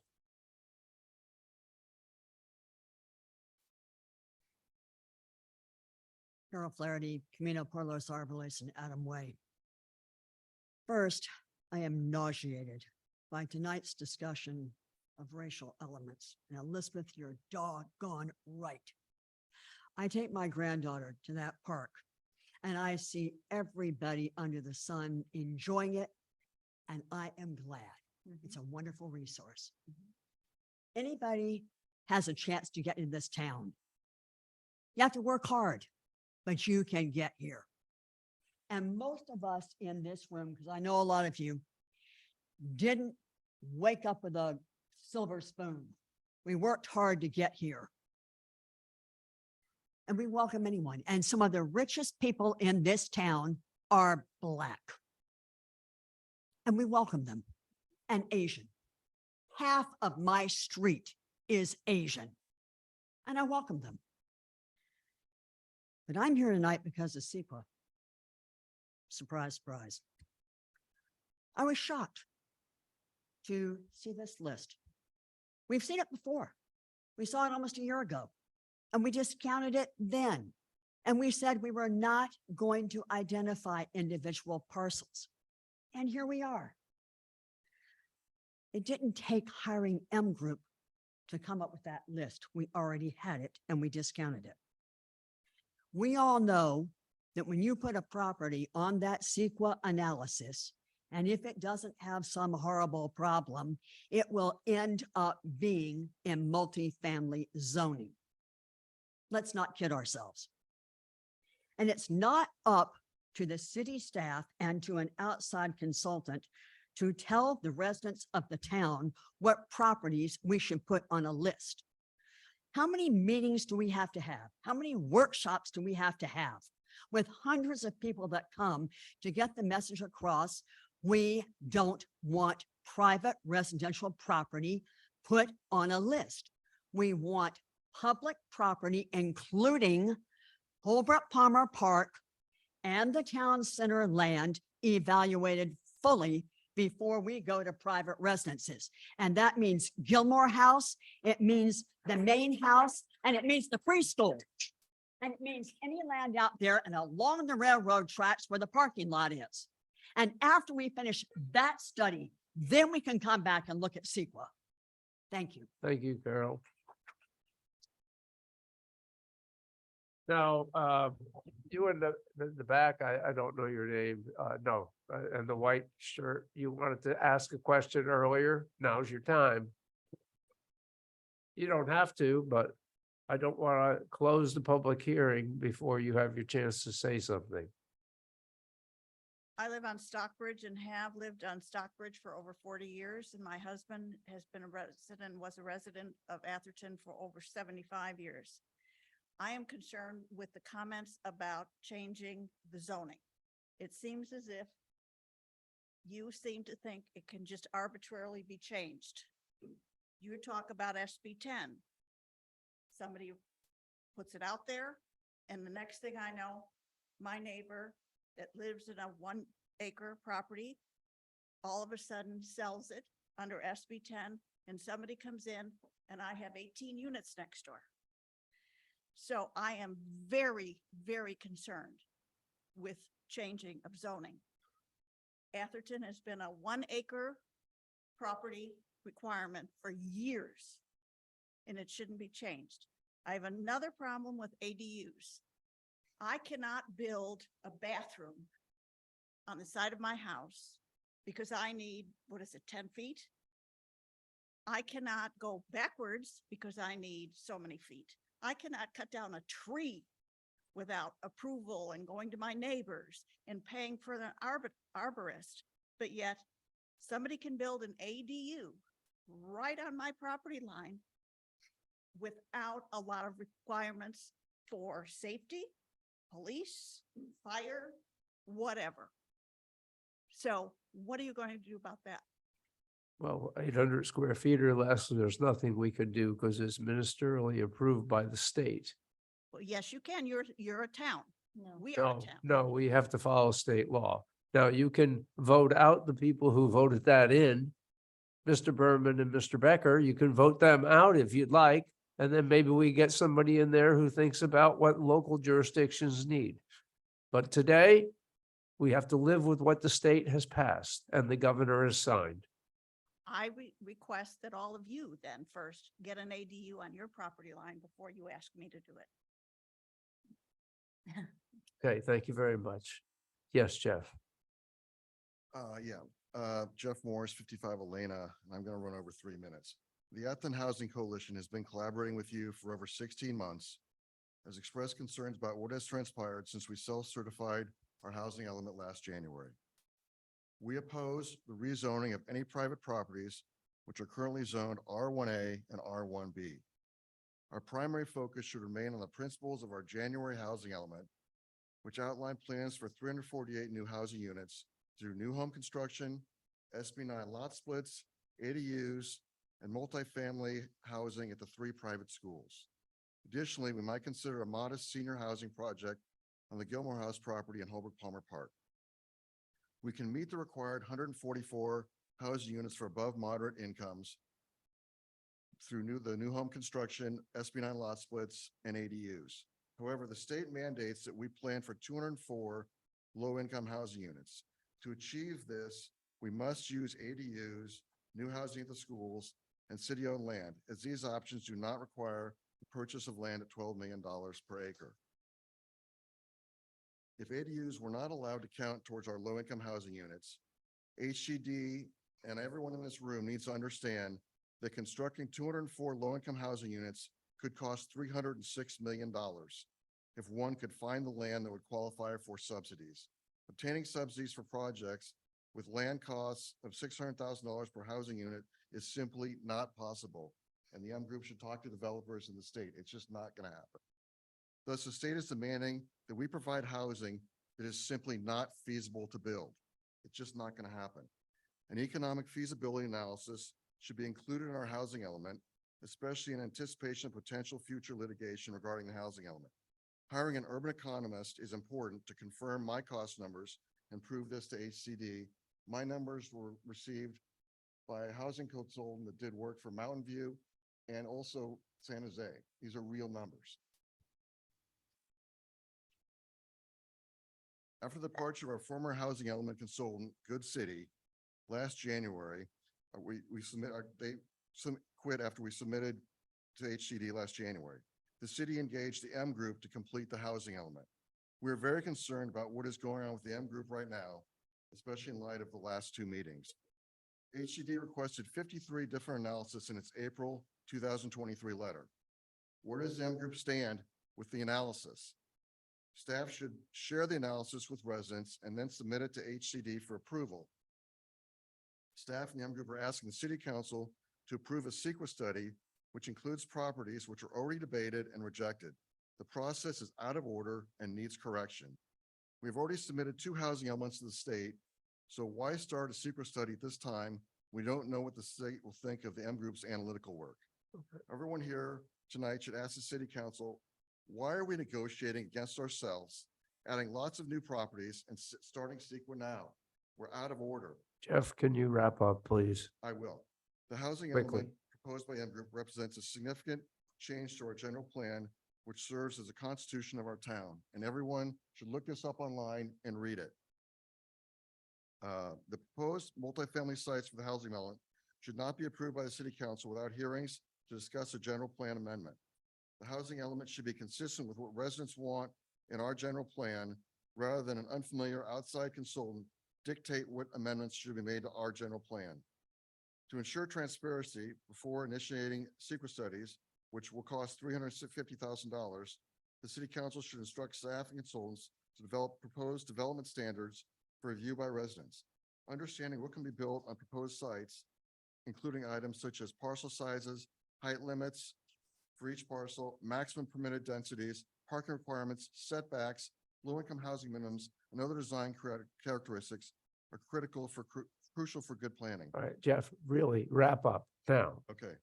I think the City Council needs to push back on the proposed properties and create development standards for us then to share with them what we want in our town, not having them tell us what we should have. Thank you. Are there any other public comments? Yes. Zach. Zach Whitman on Selby Lane. And I saw that map with the stars in different locations, showing proposed locations for rezoning, and it frankly confounds me as to how you happen to just select certain areas. There are reasons, and I think you have to look at the foundations for those reasons. You know, anybody who can afford to buy even an affordable house is going to own a car. They don't need public transit. It's meaningless to be near El Camino or near any of the public arteries. It could be frankly anywhere. Or for them, from that standpoint, going to grocery stores will go wherever they want. It doesn't have to be near a store that they can walk to. Being near a school or a park, that's nice to have. I think anybody who, has children would like to be near a park or near a school. It doesn't have to be for low income. I think these foundational goals there are frankly meaningless from the standpoint of low income. They're just grasping at something to be able to say, gee, we have this, and it means something. I think it means nothing. I think, frankly, there shouldn't be any stars in that map. I'm frankly against what the state is doing. And I think anybody and anyone who is watching this should go to ourneighborhoodvoices.com and take a hard look at that organization. All right. Thanks, Zach. Appreciate it. Any other in the room public comments? And then we're going to go to anybody online. Yes. Bill, it's Mike Child from 35 Ridgeview Drive. I just want to welcome Jeff and Brittany to Atherton. I hope you guys will spend more time getting to know the residents of Atherton. And you said you're working for us, but the proposal you presented today does not work for any of us. And it's not responsive to what we all want. We did, as Jeff Morris mentioned, we have a plan in place that the city council approved and which most of us believe in. And we actually think that is the right way to go. Putting forth a bunch of random lots and saying we're going to put multifamily housing is not acceptable to any of the residents. And so it really is a non-starter. I don't believe the city council has asked you to do that either. So I don't know where you're taking direction on this. But I hope you would talk to some more of the residents and the city council before you proceed, because this is what you presented today is really a non-starter. Thank you. All right, thanks, Mike. Any other comments in the room? Yes.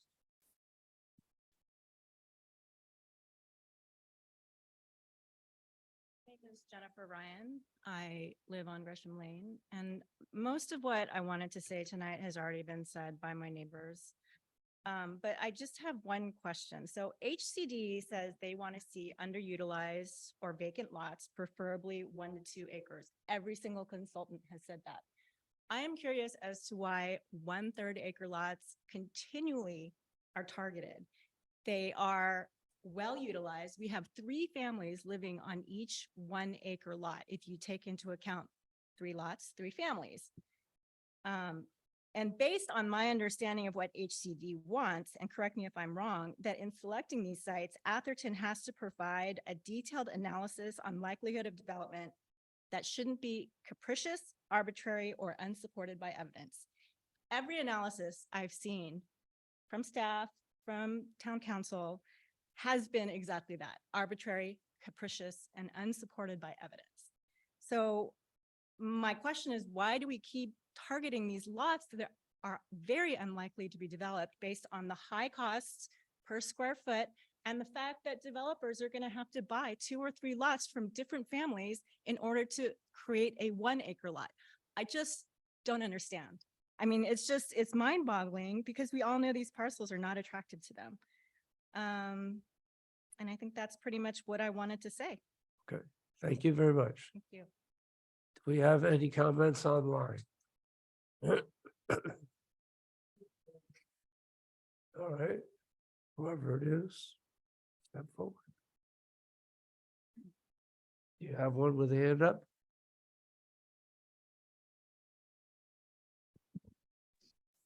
Rod, you have the floor to ask your question. Thank you, Anthony. This is Rod Shepherd, 398 Walsh Road. I'm sorry I couldn't join you tonight. But I had a couple questions really of the planners, and I hope at some point they'll be able to answer them. Number one, under CEQA, I think we're defining the project, or they're trying to define the project. With respect to our general plan, which has a policy that specifically prohibits commercial and multifamily housing, how is it that our Constitution is incorporated into the CEQA process? So that's question number one. We've got a prohibition against multifamily and commercial. How are we addressing that before we even get into the housing element? Number two, without addressing the greater general plan, I don't think you can legally change just the housing element, even though they may give you some time, because the CEQA documents wouldn't properly reflect it. And so I want to put that objection on the record.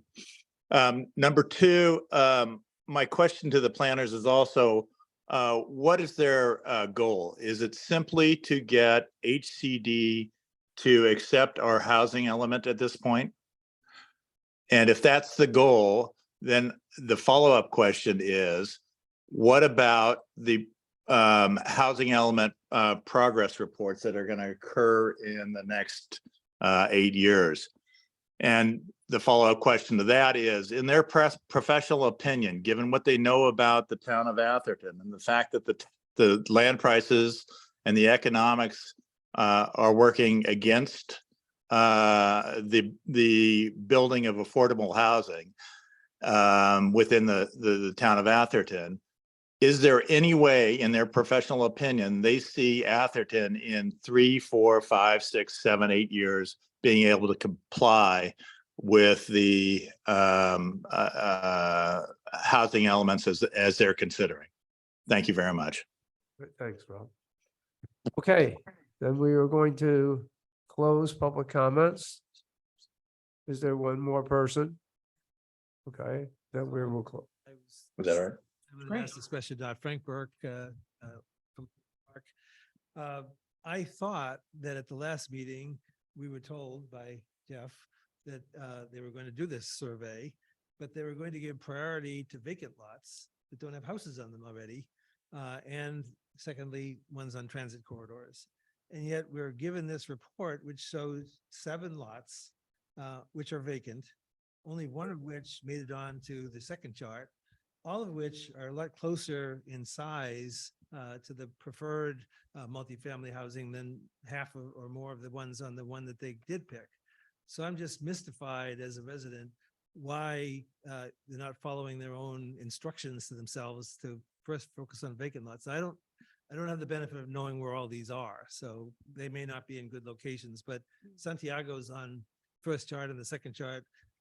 Polhima's 290 is on the second chart, and 282, a 2-acre lot, is on the first chart, and it's vacant.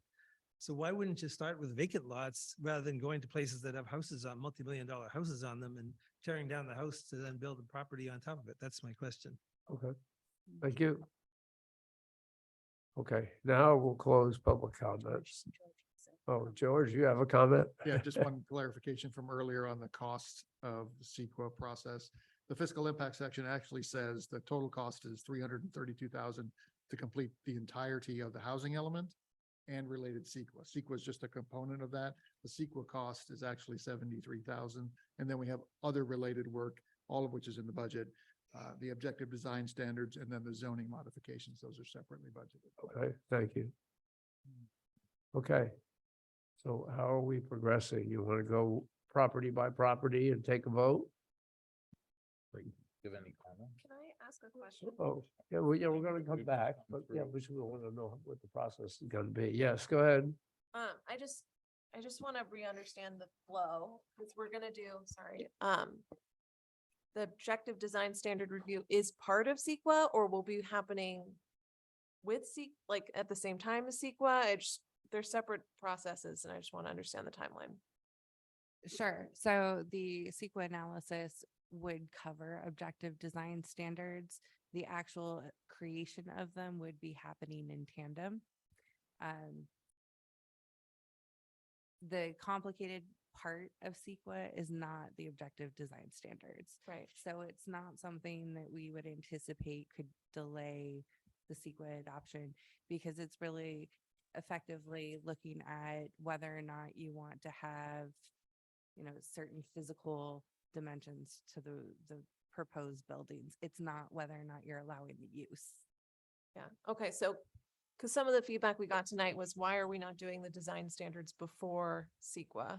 But that's because CEQA informs the design standards a little bit, or they're just happening at the same time because we're in a short time frame. It could, if certain sites or areas, if that's the way that we go, have heritage trees or historic properties, or maybe are at the inner or close to an intersection with many trips associated with a development there that could be an impact.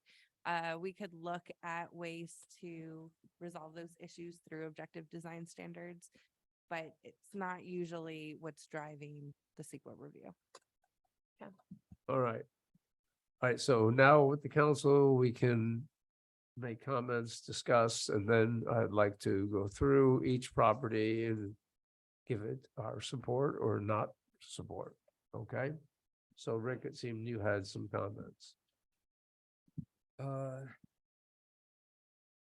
Yeah, I have a number of comments on the staff report, which is what I'm focused on.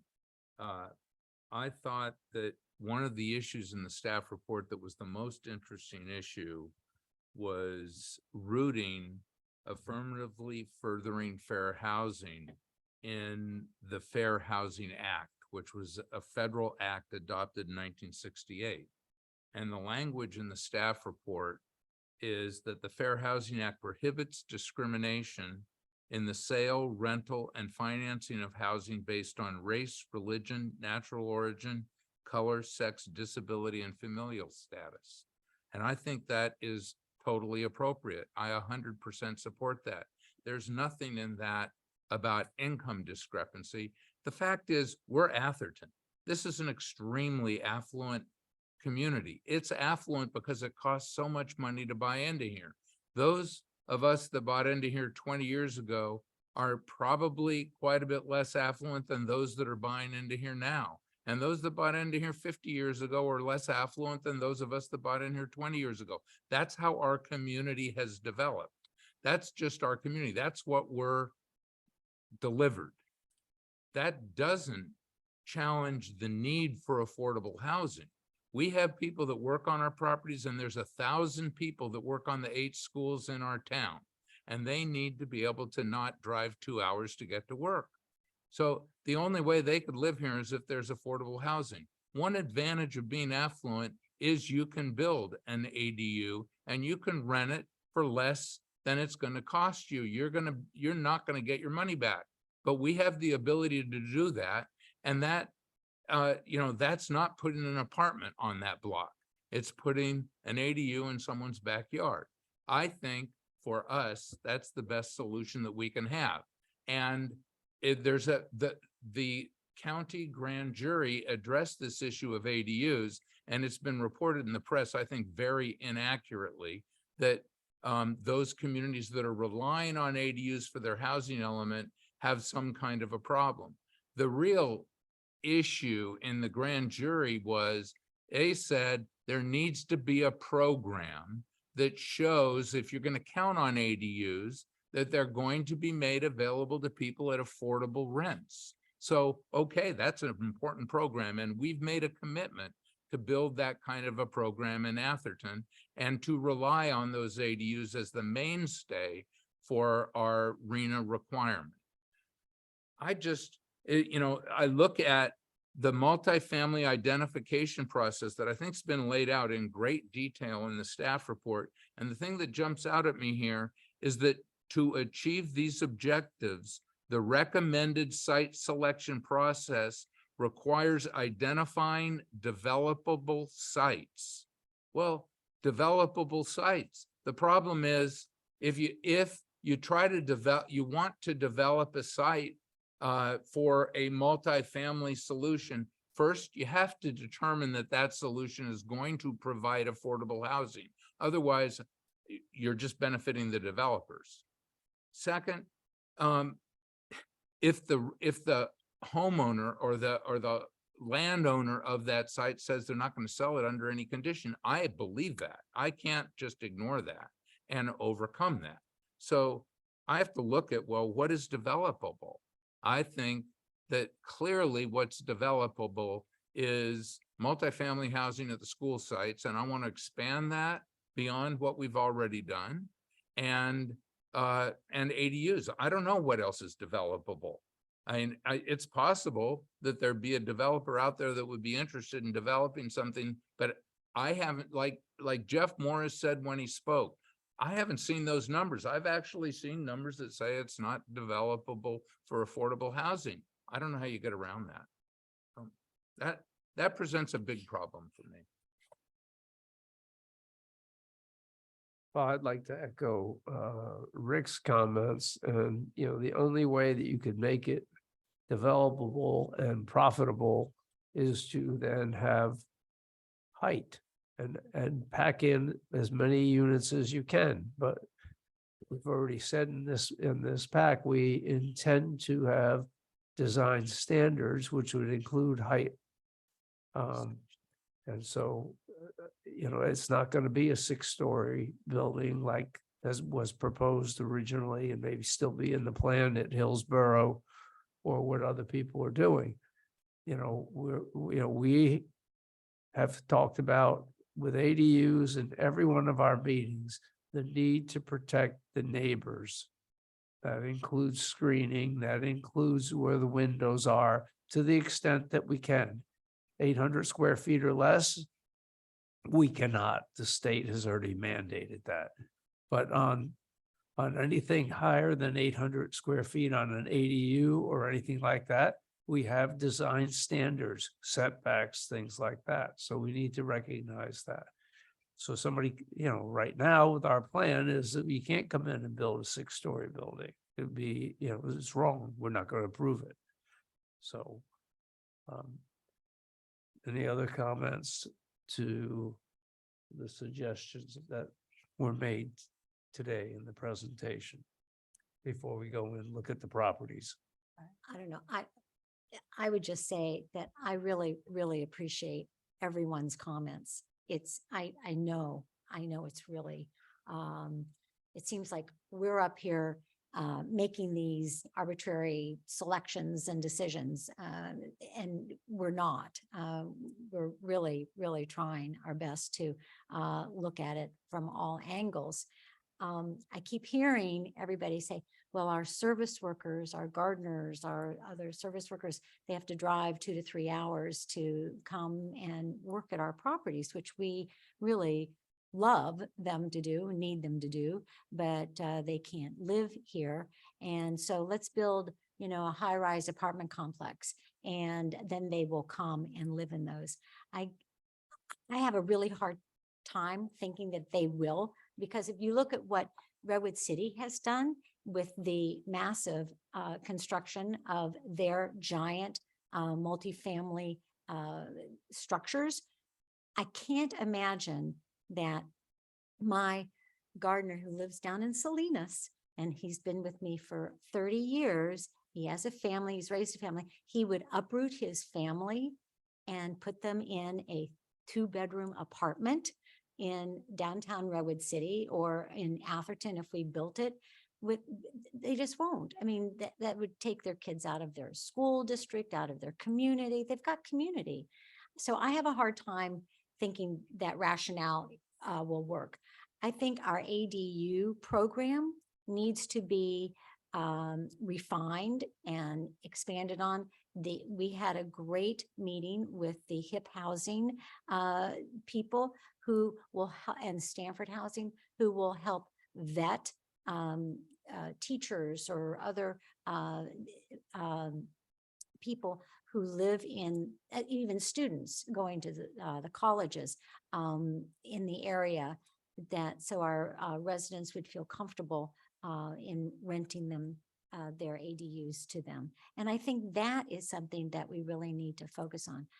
I agree with the speaker with, I guess, Jeff, you said it, that, there were, I think, 53 items in our housing element that HCD said, well, what about this? What about that? Answer those. Let me see those answers and respond to them, tell our story a little bit more robustly. And I take objection to the language about our racial inequality and, the exclusivity. I just think that is misstated. Maybe it is a majority, but it has been changing, and it's rapidly changing when people move in to these giant homes. I mean, change is going to happen. Change has happened in Atherton. We can't stop change. I mean, no one wants Atherton change. We love it the way it is, the way it was. But, in the 50s, when the little ranch burgers were being built on those 1-acre lots, they're all gone. So now, instead of having, huge acreage of backyard that's not landscaped, we have landscaped every inch of it and 15,000 square foot homes built in giant basements. So that has changed. The lot splits, SB 9, that's not something that we came up with. That's a Senate bill. And people are splitting their lots and they're building ADUs. That's a change. Atherton is changing. What we don't want is to change and build skyscrapers, multi heavy density. I think that we have 3 choices. I think we can put our heads in the sand and do nothing and just ignore HCD and say, and hope for the laws to change. Maybe if we can get through an election cycle next November 2024, and there's some new people in the legislature. I doubt that. I keep putting that onto the city manager. He says, 10 more bills just got passed. that are onerous housing bills. We could wait for change to happen with the builder's remedy. And I've heard rumors that in a very lovely neighborhood, a builder is looking at, maybe building a high rise in the middle of this neighborhood that would really be objectionable.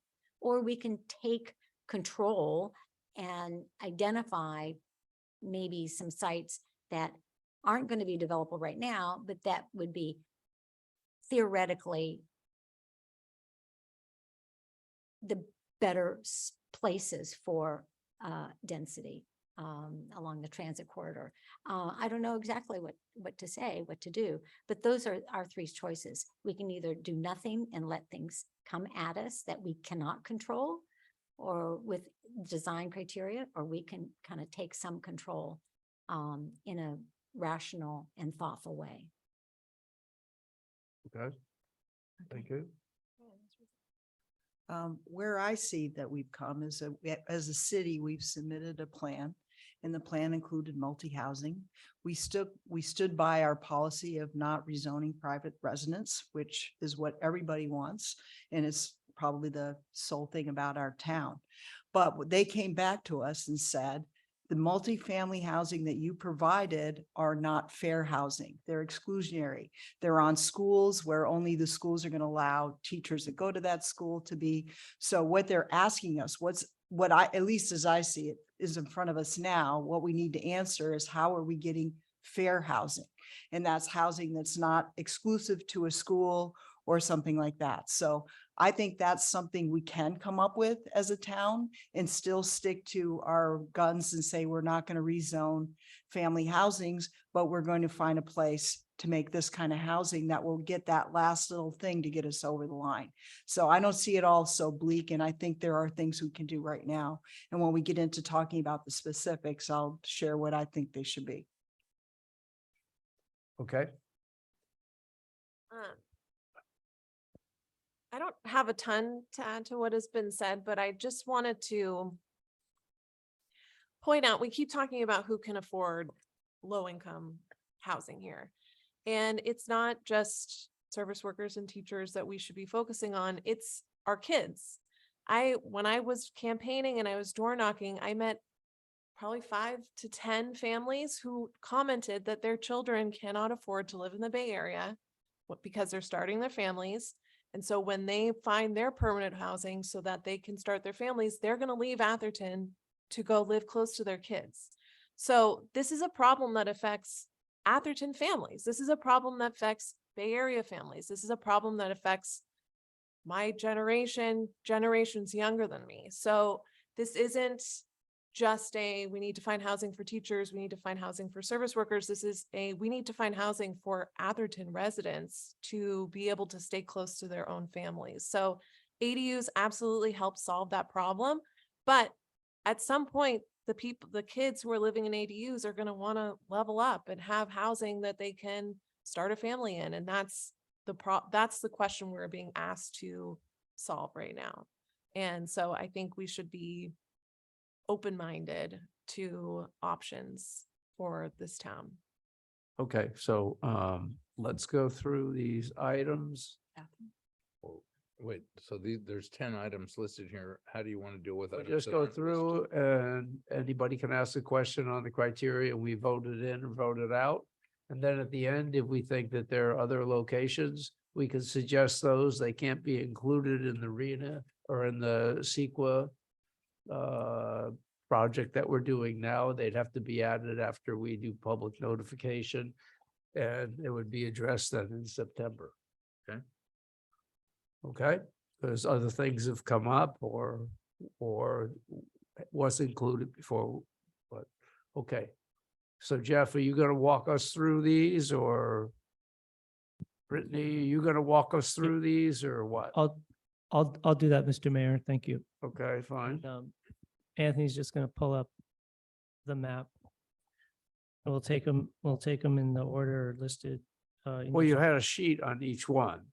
We do have a sheet. With criteria why you selected those for us to consider. So you're gonna put those up, right? so everybody can see them. Yeah, it was in the packet that was sent out. It's at the end. Staff. On this.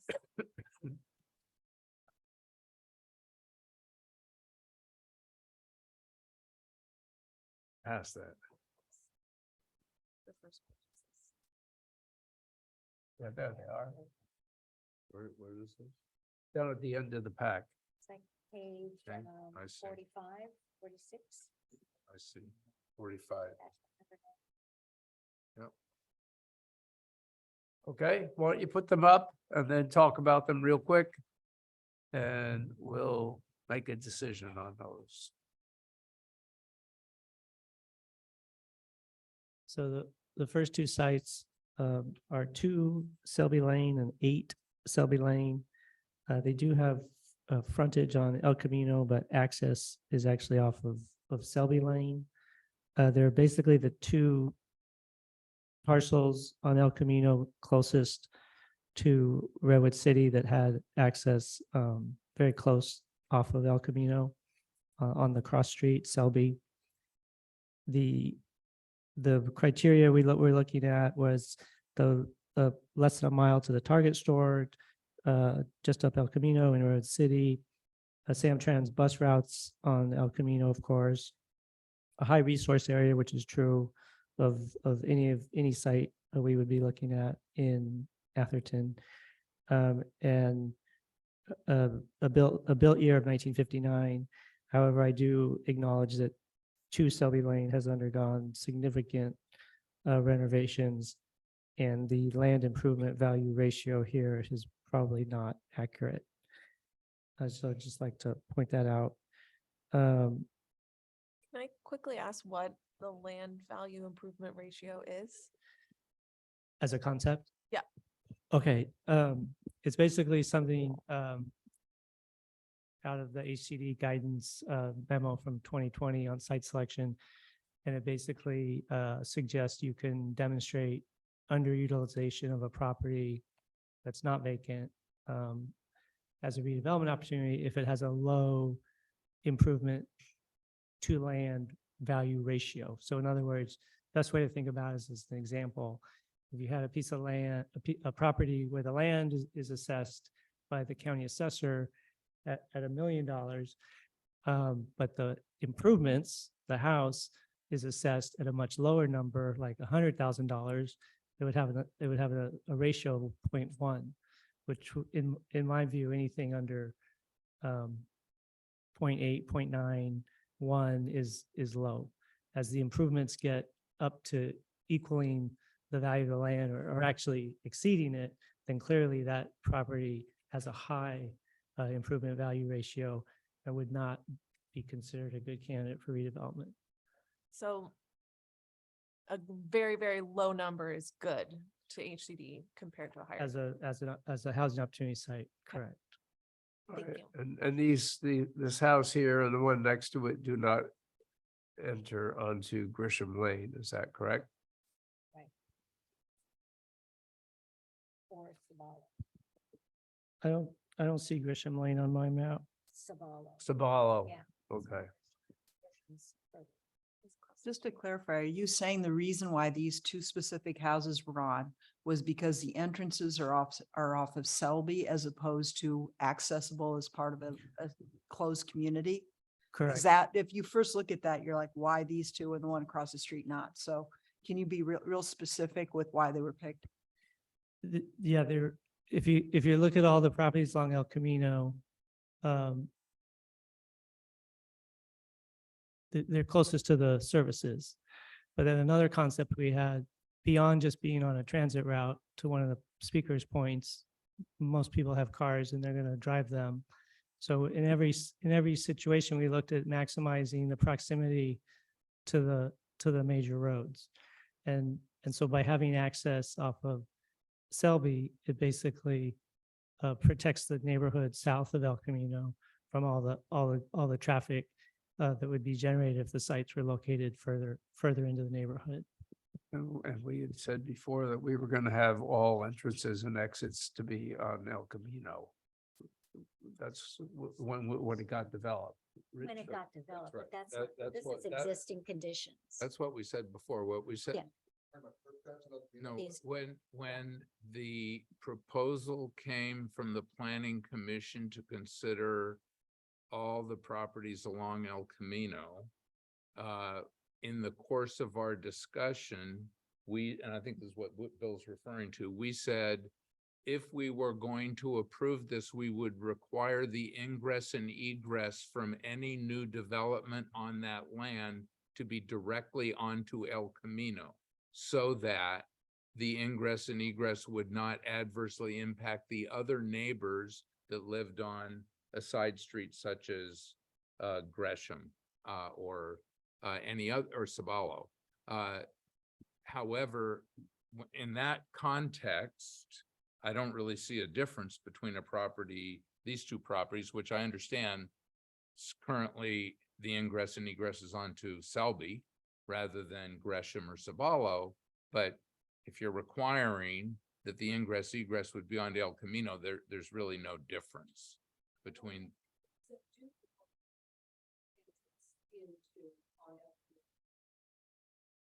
They exist. There's 3 or 4 homes off the El Camino. Why aren't they on this? If that's The answer to that. Okay, all right, so we're not in public comment, but that's a good point. Yeah, I got it. I got it. Good question. Okay.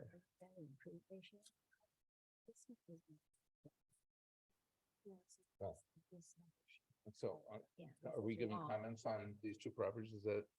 Well, on the first one, do we want it included or not? That's what we're trying to get to. Okay, so I don't see any difference between these. We've already considered these properties when Yeah. we considered the whole Yeah. deal along El Camino. These are smaller than a half an acre, which we've talked about as, I mean, this requires some kind of consolidation plan, which I don't And think makes any sense does not make whatsoever. sense. I don't think there's any difference between these properties and any of the other properties we previously considered. I would not include. Okay, No, I would not. If I may, Mayor Widmer, yes, just to offer a little clarity around the lot size issue, because I agree that's an important criteria that we've stressed. In my view, the fact that we're considering SB 10 program opens that up a bit and gets us away from the strict HCD site compliance memo from 2020 that I just mentioned, that really pushes that half acre to 10 acres. And if the council considers an SB 10 solution, I believe smaller lots would be acceptable. okay, thank you. Okay, so we'll just go through in order of seniority here, so Stacy, what do you say on this property? These 2. For the 2 Selbies. In or out? Well, I'm kind of interested in what Jeff just said about an SB 10, the voluntary program for the smaller lots. I don't like doing a multifamily where we rely on lot consolidation, but I am curious about a voluntary program for those types of lots. Here, they don't want it, but if in the future one of them is interested in, I'm just curious how HCD would look at a program like SB 10 when we have both residents saying they're not interested in it. Is it even worth? Would you overlay them and call them SB 10 possibilities? Can I answer her question first? That's a similar question. They're getting, oh, okay. I think we'd get some traction with HCD on an SB 10 program.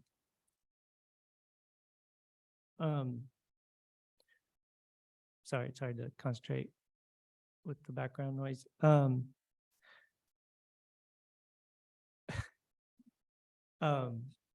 So that was your question, right? Yeah, it's the combination to me of the SB 10 program being voluntary and then having both residents say, absolutely not. Do they cancel each other out where it's not worth the effort? Honestly, there is some discrepancy between HCD reviewers on that issue of that important issue of property owner interest or lack of interest. And And so it's not a black and white answer. I believe it's negotiable like we've been talking about. Depends on the reviewer we get. It depends on the negotiation we can have. So I think it's worth pursuing. Okay. So Councilmember Holland, are you suggesting that if you were to include these, they would be included as SB 10 opportunities, but not as a rezoning opportunity? Yeah, if anything, I mean, I think there are lots on here that are better, that I'm more interested in. I think in general, for me, the way I'm viewing CEQA is that we're not making any decisions about rezoning or doing any programs. We're just getting more analysis, and I'm generally going to be more interested in more analysis. So I'm just curious. I'm just asking questions right now. Can I also We're confirm? actually making a decision. Right, but Okay. right. Can I also confirm that you're interested in a voluntary SB 10 program if it were to apply to these sites? Yeah, I think that is something I would like to have analysis done on. I also would like, I think the SB 10 is really interesting. And if there's a strategy there we can use in our favor, that would be great. But one thing I didn't get a clear answer from the two of you, do you have to identify these are the properties that are going to be SB 10, or can you just say, we're going to initiate an SB 10 program that allows us to consider things that come our way? Do we have to identify them? I got kind of a different answer there. My response was that we needed to have a geography specified. So we could look at it for site specifics to get through the CEQA analysis. We can also come back to you with thoughts on allowing it town-wide, if that's what you would be interested in. What about if you were to do it based on criteria? So if you were to say, we have a policy based on criteria, and anything that matches that criteria, consider. We don't Yes, have that. it would have to You look haven't, like that. you haven't singled a specific house, but you left the door open for us to do that. And it allows us to have our, our fair housing, if we can get a few of those in there and not rezone stuff that's private residence. That's where I'm going with it. We could look into the ways to stretch that law. Yeah, if we could use it in our favor to get out of doing what we're doing tonight, that'd be great. No, I'm not at No, all. no, no, I'm no, no. saying that So I'm not interested in SB 10 applying to the town where anybody anywhere could just decide one day they're gonna. they don't buy it. decide, it would come up for consideration. I So don't for need you- development under SB 10, you would still need to do a rezone. So ultimately, before development would happen, you would still have to take action to rezone that property once you have that property owner come forward and say they're interested in that program. I think what we're talking about here right now for housing element purposes in an SB 10 program is, do we want to identify regions where the council would be open to identifying sites for that kind of a rezone? All right, Rick. I think it's a serious mistake to leave this thing uncertain for the residents. Think about how the residents who've spent all their money to get into this property and to develop this property feel if there's a possibility that it's going to be rezoned out from under them. It's just totally unfair. You've got to think about how this is going to apply to other people. Would you want that to apply to you? It's voluntary. No, but you've got to identify the property for it to qualify under SB 10. You can't just generally do some kind of a vague plan. You've got to say this is going to apply to this area. And if you're saying, well, we'll decide that in the future, I just think it's extremely unfair to the residents. I I agree. think we have to think about that. my opinion is that this SB 10 notion seems pretty undefined. I think our planners are not clear about the exact meaning of it and everything. I certainly don't want to make any decisions right now about SB 10 overlays or, general geographic areas, because I'm not completely clear about its impact. I agree with Councilmember DeGoya that, it seems like it would be unfair to whatever residents there are. And the neighborhood. In the neighborhood, And the yeah, neighborhood. without just kind of blanketly, saying, okay, That would turn Yeah. this place into Houston or Atlanta. well, I hope not. I hope not too. That's why I'm against it. No, it's No, not a it's lot not. That's split. SB9. SB9 is a lot split and SB9 is a law. You could, in your property right now, if you wanted to, apply for a lot split. It's got to be 60-40 at the most, or 30-70, right? 60-40 is the smallest, or 50-50. Well, you could do the lot split and then an ADU And an a ADU, yeah. So all Okay, of the, That's a law. We didn't make that law, okay? That's not us. SB 10, Talking about this property, 8 Selby Lane, that I'm trying to get a yay or a nay on. That's what we're talking about. Thank you, Pam.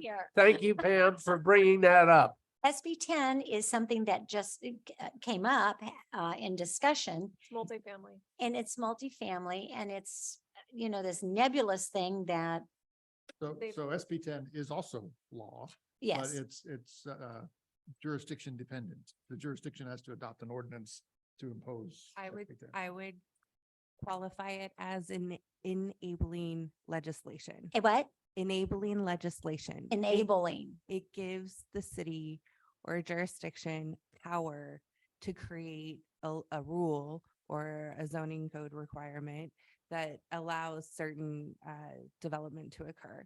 In this case, the law says you can develop a single parcel with up to 10 units.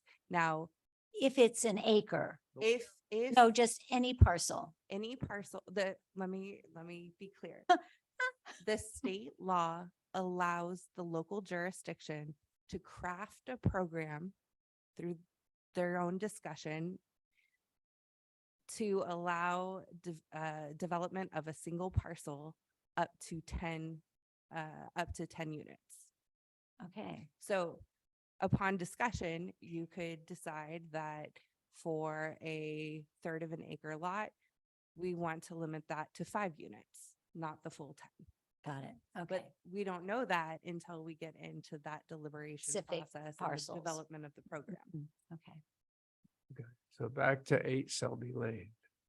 So let's just not bring up extraneous things at this point in time.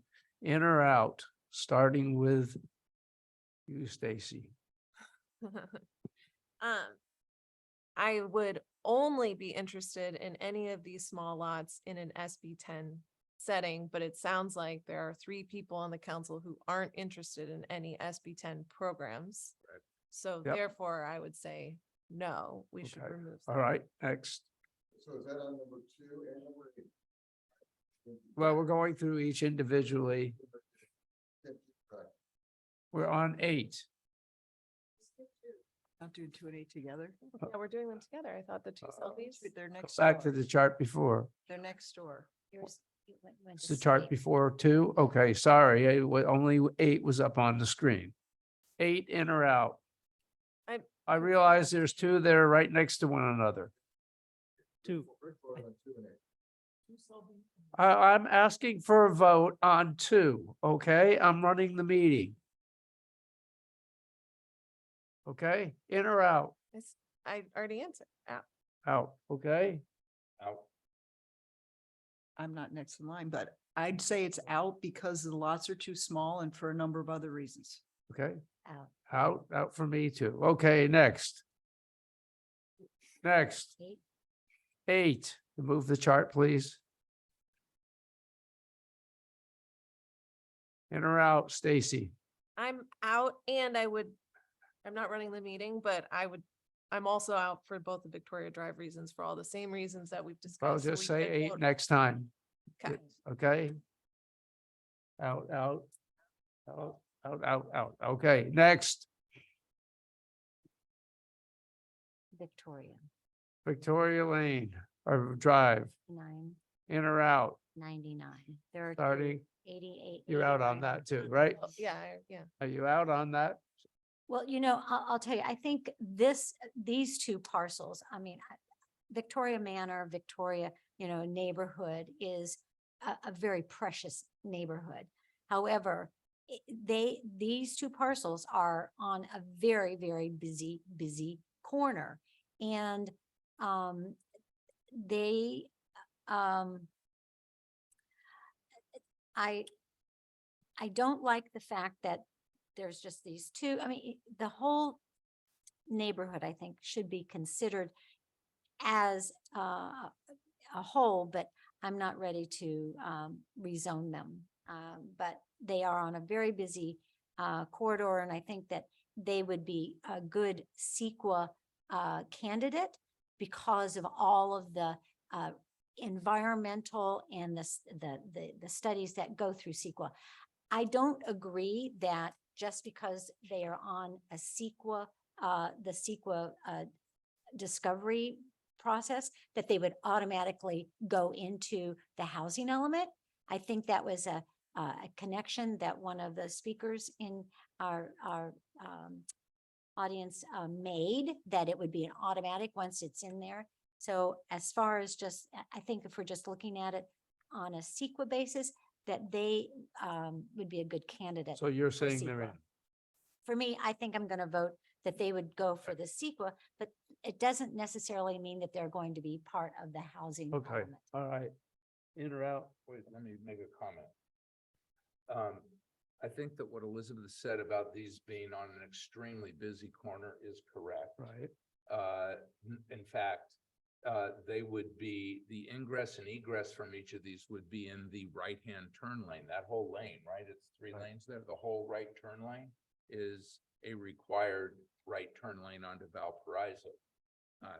So I think they'll be kicked out of CEQA, but for me, the overriding issue is the destruction of the Victoria Manor community. Yep. Right. I think that this community is a very small, very tight community, Very and I'm precious. opposed to destroying Okay. it. So I'm a Right. no.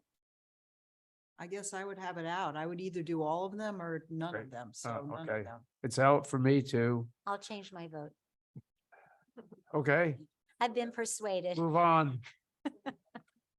I'm sorry I didn't give you a speech on my out. Next time I'll do that. I'm just trying to get this thing moving along. We gotta get to pickleball. Pickleball. I don't know if that's time sensitive. It's not time sensitive, but we've already voted, I think, on 99 as well.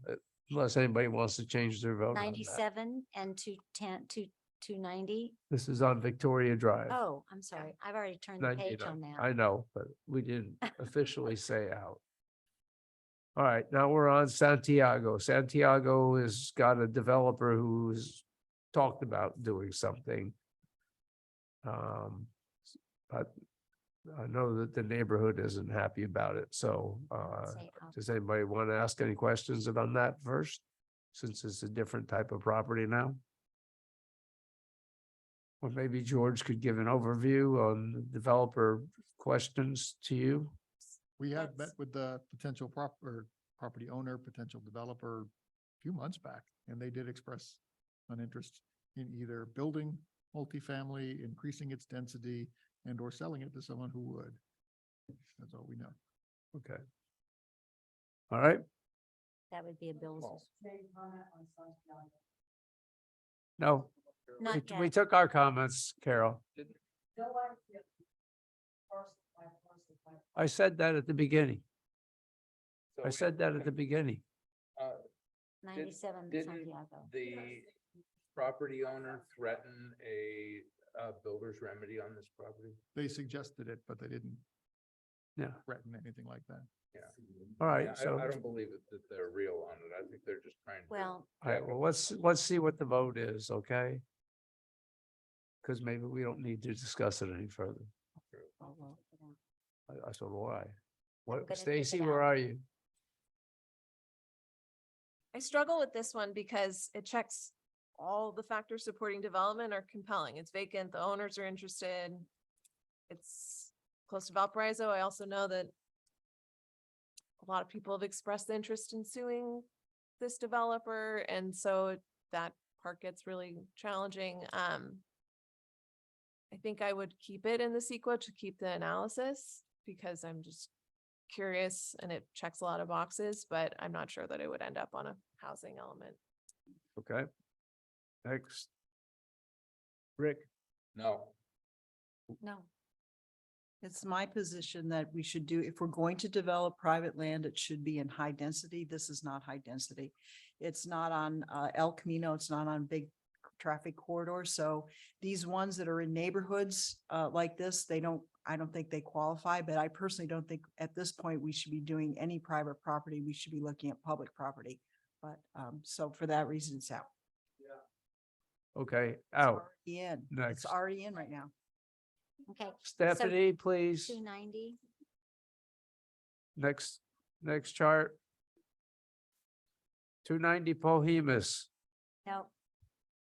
290 Pohemus was originally in and we got 370 letters on it and we took it out. Well, and also the owner. that And sent the owner- letter, owner The don't- owner said, no way, and they have owned that property a million years. Yeah. So I would take it She Okay. said under no condition would she sell. under no condition. Okay. Yeah, In or out? out. Stacy, Yeah, I'm out without, I'm out on this. It's not near high density. Rick is out, I'm sure. I'm out as well, so that's gone. We're making a lot of progress.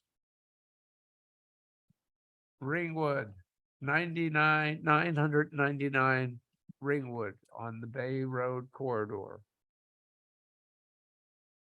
At one time, we looked at all the Bay Road houses. This is the one that's actually on a different street, fronting on a different Access, street. yeah, access is. Is this Ringwood. one near SRI development? No, That's Rick. no, that's, yeah. Okay.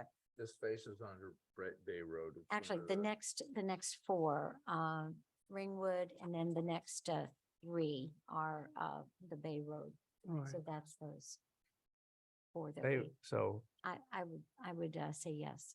I'm a yes for all four of those properties, Mhm. the whole Bay Road. want area. to say yes on all four? Mhm. Okay. Rick?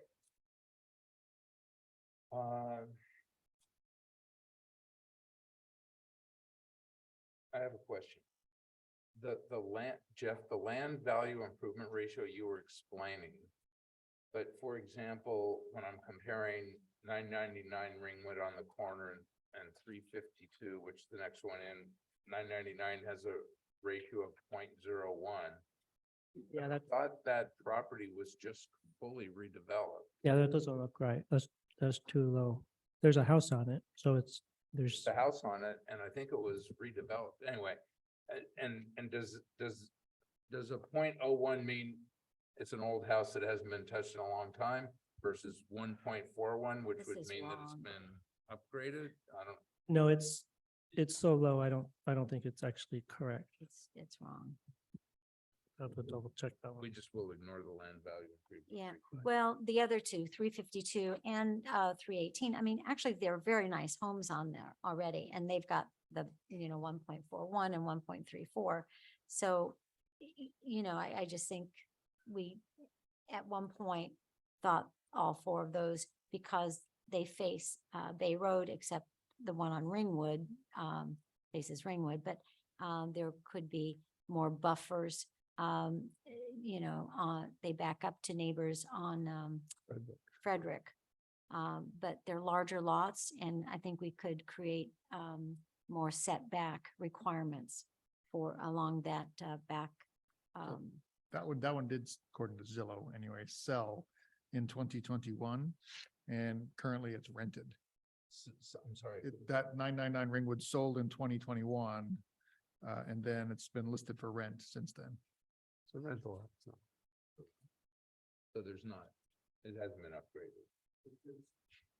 May not have been upgraded, but it's certainly in decent shape from the photos. Rick, where do you feel on this?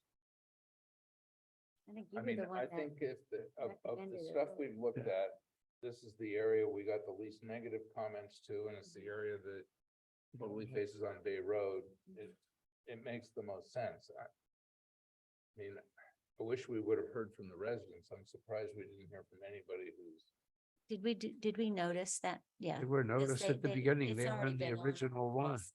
And no one ever came. They didn't come to the public meeting or anything. So where you stand? Sure. Okay. You want to pass for now? Yeah. All right. Where are you? No. He's abstaining. Pass. He's abstaining. He's abstaining. You can't do that, Rick. Go ahead. You just can't. In or out? Oh, come on. I'm having a hard time with it too, because for some criteria it is, Yeah, but my that- basic well, principles, I don't want to you're the short straw. rezone. So given that I'm not going to rezone, but then there is some merit to having something on that we're looking at, because we're just analyzing now. We're not actually rezoning Right. anything. Mhm. So that's where the circular thought comes in. So,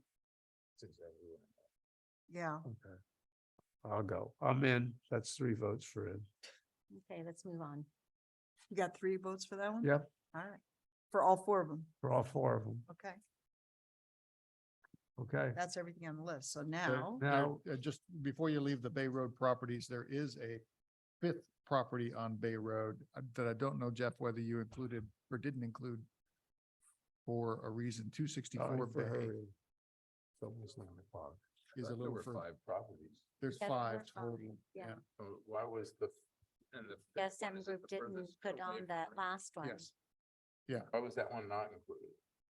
That one seemed to have massive remodeling done on it, Okay. But, yeah, Okay. the 5th one. yeah.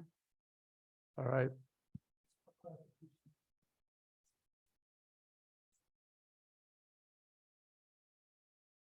Okay. So now is the time where we can bring up items that were not included here and were not in the staff report. Great. So does anybody want to bring one up for discussion? And yeah, go ahead. I think we should rezone Sacred Heart property. I do too. So Uh, Sacred Heart property is in the PFS zone. I understand, but the list here Does not happen. doesn't show the whole of Menlo College or Menlo School. It shows, I don't know what they are, 1.28 acre parcel and a 1 acre parcel. Well, I understand Sacred Heart has been looking at along Valparaiso and Emily, that area there. It's heavily oaked. There, So there's. I'm not sure. I thought we were talking about rezoning the entire. The parcel entire for school. the school. There's not that So much there's buildable development sites. space. There's development sites within the schools and site. the maintenance yard along Park. So, but it's the zone be, that allows the 20 units per acre. It's the PFS zone. Sacred Heart is within the PFS zone. So technically they could be included as developable and have a number in our table of how we're going to meet the state. But they've told us they're not interested in doing that within the next 8 years. If that changes, then we could stick a number in that Oh, table. but we got that message from Ann Ramsey and they're being, and sure, her property is being proposed. Well, I understand that they said that, but we should, Well, in my opinion, we should rezone them. they are going. to be I rezoned. I spoke to Rich and I proposed that section. And he was going to talk to his board and I've been trying to follow up with him recently and I haven't been successful for closing. So I would say we should include it. However, since it's never been noticed, we're not going to be able to include it till September. That will give us time to conclude those discussions. But at this point in time, why don't we put it on the list? Yeah. Right. And We could certainly just add it to the list. it All I'm would be- saying is the PFS zone, which Which- is all the schools in town, exclusionary. are one exclusionary, but they're also all 20 units per acre. So Okay. they're already zoned for multifamily. Okay, but you didn't have them on this. So we don't have to rezone it. Correct. So that's the point that the city manager is trying to make. Right. Got it? Is it It's being already included done. then? It's part of the PFS zone, but it's not being slated for development because there's no proposed development that we're looking at for it like we are for Menlo School or Menlo But College. there's no proposed development for any of these properties that are being proposed. 23 for Oakwood multi- has a proposed development. Menlo School has a proposed development. Menlo College Talking about has. the 10 properties that are being proposed. There's no That's- proposed development on Bay Road. That's correct. But That- it's that's just what- all going into CEQA. Yeah. The fact that there's no proposed development on Sacred Heart shouldn't keep us from doing sequel on it. Okay. I think the distinction here is that there's no rezoning necessary to build on Sacred Heart, Okay. and CEQA is looking at rezoning. Oh, CEQA is only looking at rezoning, and if it's already, so it's not a candidate for our CEQA So process. what we're studying here Because in it's the product already description owned. is taking an R1A or an R1B site. But Wait, wait, And but what, but, so the properties that are listed in table two, yeah, table 2, are they not included in CEQA? we will include it in the project description, but for understanding the impacts of rezoning, they're not. There's no rezone, but you're telling me we don't need to rezone because they're PFS. Right. And so the reason that they're in here is to provide context for what we're looking at for multifamily on other properties. Well, Or what the we, school I sites. think I think Rick's point is, and my point would be the same. We do have private schools at 40. And so, you know, maybe then you make it 60 then. So, What's so that, you're talking two different tables. So what we're really talking about is this is CEQA, it's the environmental analysis. But there's a table in our housing element that says, this is where we're gonna meet our numbers. This is how we're gonna meet our RENA. This development at Menlo College is 60 units. This development at Menlo School is 20 units. Sacred Heart has told us, we're not gonna do anything. If they tell us something different, like the mayor's talking about, then we put them in that table. we got to get them to That commit. apply to private property. Because we're doing a zone changing analysis in CEQA. That's all we're doing. Because you're gonna rezone those as multifamily, We're done that's with a this. zoning change. Okay. That requires CEQA analysis. So all the PFS is already zoned at what? 20 units per acre. We're So the doing, change to Menlo College for that 1.28 acre parcel to We've 40 an upzoned acre, or it. whatever it is for 40 an acre, Yeah. that's a change. We've Yeah, and that'll upzoned be that. evaluated. Yeah. Okay, But if the Is mayor comes up with Circus Club something- part of PFS? Pardon me? Is No. Circus Club PFS? Oh, it's or- POS. Park and open space. then we can assign POS. POS, and that would allow us to continue to work with the Circus Club as well as the Water District to maybe add something. We're not going to have, and the water district, we're not going to build at the water district. We've already been down that road. You know what? Times change. No, I don't. Bring up that- POS, we can do POS. All we're saying is POS is maybe we should put that in at 10 units per acre. So let me just say something about the Circus Club. Okay, go ahead. I am not a Circus Club member. I live near the Circus Club. And I've used the Circus Club with friends and family that belong there for parties or whatever. But I think the thing about the Circus Club, like I said before, we have one park, Holbrook Palmer Park. It's 22 acres. The Circus Club is our only other like open space because of the grounds, the polo fields that provide like this kind of breath of fresh air in our, our area. It's like a park that we have that, in the middle of our town. It's not a public park, it's a private park. That's okay. But I just cannot envision any kind of multifamily development in that environment. Okay, well, they already have some on their property. Go down Park, The Circus Club? yes. Well, they- when you go into the Circus Club on. Well, you have the, When you enter the parking lot in the Circus Club, yes, on the far right side of the parking lot, there's some buildings and there's room for, a couple. you mean the townhouses. stables? Yes. No, not where the stables are, on the far, when you come into the. Oh, it's parking lot, down that way, On the far down Park, right. Uh-huh. down Park. Well, And there are some, I don't know. there you are some probably small belong houses to the that are Circus further Club. down. I don't. Yeah. That's why I think it's and that's why I'm trying to get a meeting with the general manager to discuss it. Talk to Mike Pierce. Comment on this one? I think in the case of the Circus Club, all we're doing is allowing it to happen if they want to do it.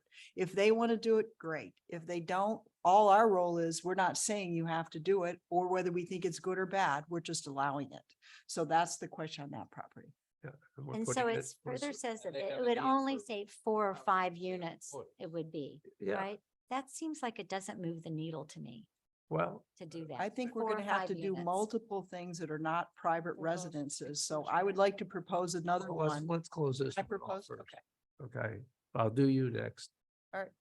But, okay, so I'm in favor of doing something with the POS zones. Whether or not it ever happens, that's one thing. I agree. But if we put it in, then it can happen. If we don't put it in, it can't. I agree with that one. I'd vote So yes for that.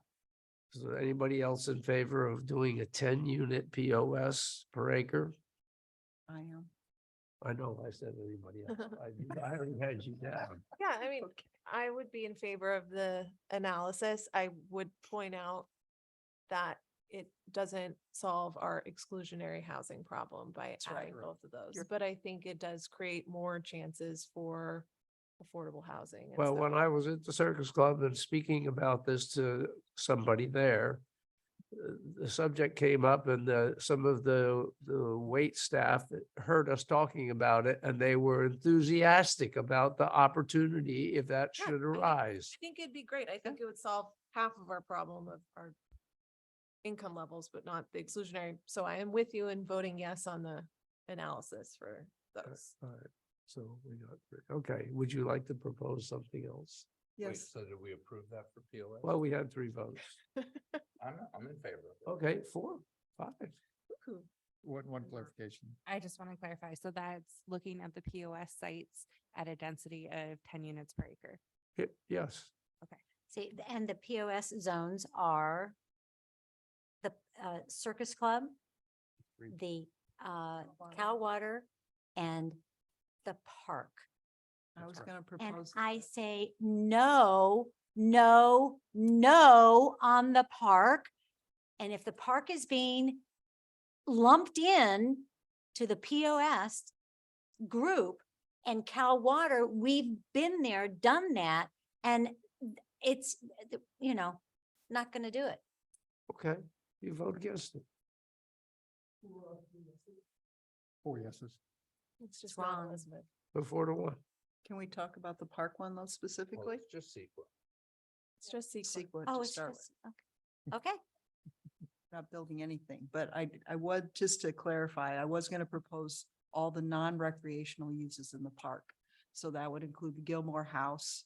It would include analysis of looking at renovating the preschool and maybe doing some housing for teachers in the preschool in any other area that is not currently used for recreation. That would be So- covered by what you just did. Okay, so it's just included as part of that. So Yeah, Gilmore I'm- House is I'm- part I'm of in- the. I'm in favor of the Gilmore House, but I'm not What in happens favor when of Stanford, rebuilding.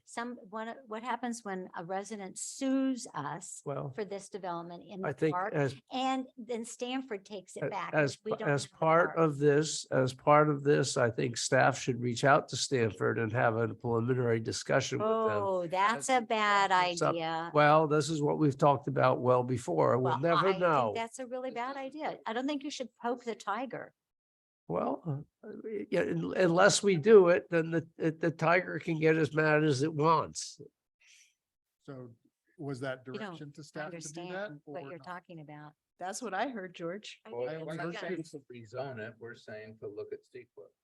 Got- So I'm hearing The second thing. 1 look at Sequit, 2 contact Stanford, 1 don't do it at all. One mystery. So I thought we already did the Gilmore House because we just approved the You just other zone. approved- an evaluation of 10 units per acre and park and open space zones, which The includes park. the Gilmore House within the park. So 10 we already did units it. per acre. So we Yes, but don't the need to question is- call it out as to what it is, George. It could be anywhere. It could be anywhere. Okay, then we don't need to go over. So the each Gilmore one. House is included. My question is, do you want staff to contact Stanford to sort suss some No. of that out? Well, before, if we're ever gonna go forward with considering putting any housing in the park, absolutely. Can I Yes, that's ask, can part I of it. ask a clarifying question, maybe of our city attorney? My understanding, the process with the Gilmore House or a park in general is that if a resident were to sue us for the rezoning and the building of the housing of the Gilmore House, that would go in front of a judge who would then say, you guys have not fulfilled the obligations of the will, and then the default then goes to Stanford, right? Stanford wouldn't sue us. It would have to be anybody could sue us, I guess. Correct. But we would have to actually do it Stanford- before. Right, so before- Stanford could sue us and residents, so my point is more, if Stanford says it's fine, it doesn't eliminate the threat of litigation and the outcome of it going to Well, Stanford, you know, right? None of these decisions we've made eliminate the threat of the resident suing the town. Right, I'm just very specifically So- trying to So understand. the issue is the reversionary interest that when it goes to Stanford, should the Yes. town violate the terms of the lease? Like if Stanford doesn't Anyone want can it, sue the town for violating the terms of the lease, and that would be triggered as soon as we rezone. But I think it'd be interesting to get the more, to at least look at this issue, because it's not that blanket. It's like for like, if you look at the Gilmore House, it's pre-existing as a residential, what was the word they said? Incidental resident already. There is the school that's been there, that's already grandfathered. So there's a little more nuance to this that would be worthwhile us putting our attorney on assessing it.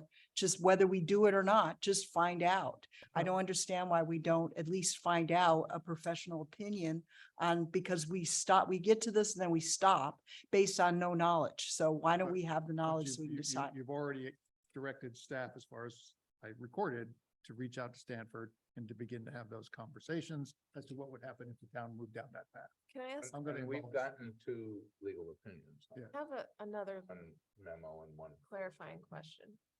So if Stanford says we won't take it if it's offered to us, does that protect us? Like, would we get to keep it if they don't want it? How does that, like, Well, I would it- get it- that in it- writing. yeah, So right. I think I'm just like wondering. 2067, it's Yeah. some future data. Is it 2067? 67, 99 years, I think. Yeah. The Stanford goes away. The threat of Stanford ever taking it away from us goes away. Okay. I will not be here then. And so, but I don't, John, I thought you were a lifetime appointment, like the rail company. That's okay, I won't. 2067, dear heart. So, but I just don't want them to take it away before I go. Yeah. I'm just trying to understand the flow. All right. Any other properties? Well, there was the discussion at one time about, I guess it's Ravenswood. There are 3 homes there that back up against the SRI, which is being 100% redeveloped with over 4,000 new apartments. Just a correction, they do not back up to the SRI. They are across the street from the SRI and they're on the corner of Middlefield and I Ravenswood. believe that Yeah, that's Okay. map 75, SRI property. 185. The SRI property is across the Ravenswood. street behind that church. I think it would be interesting to have that one evaluated. The reason being is if it's already being developed, all the traffic mitigation and all the other issues will be handled by the SRI. But I still don't want to rezone private property, but in terms of the sequel, I would like to see that one put in for So- understanding it. We can only provide notice, right? That's the only decision I we don't, can have. I right don't now. want to put anything into the CQ if the neighbors who are within 500 feet haven't already been noticed. Well, we can't put it in until after we have a public hearing where they've been noticed. So that's my point. Yeah. I think if there's anything new, and this might have apply to- to POS. If that- there's anything new where the neighbors haven't previously been notified before it goes into the queue for CEQA, we should notify We have the to, neighbors. I think that's what George Yeah. would Yeah, lay we that said that. out. We He said would do that. that. They would do that I and then find that we that's would what's happening. revisit it in Any, September. any new ones won't get in until we have a public September. meeting, people are notified, and it's the September meeting where we would make that decision with their input. Right, so the We're saying do 175, 185, 197 Ravenswood properties, we would notify, do all that, Yeah. schedule them for the September meeting. Also, with respect to Councilmember DeGolia's comment, the POS zone, we would also do that notification because Right. we never did anything like that for the Circus Club. Right. And we Right. only did the Gilmore House location, not the broader Right. parcel. And we'll see what color t-shirts they get. Oh, God. So those two sets Bam. would come. in I know, red and green are taken. Yes, they voted on the POS zone. Can you believe that?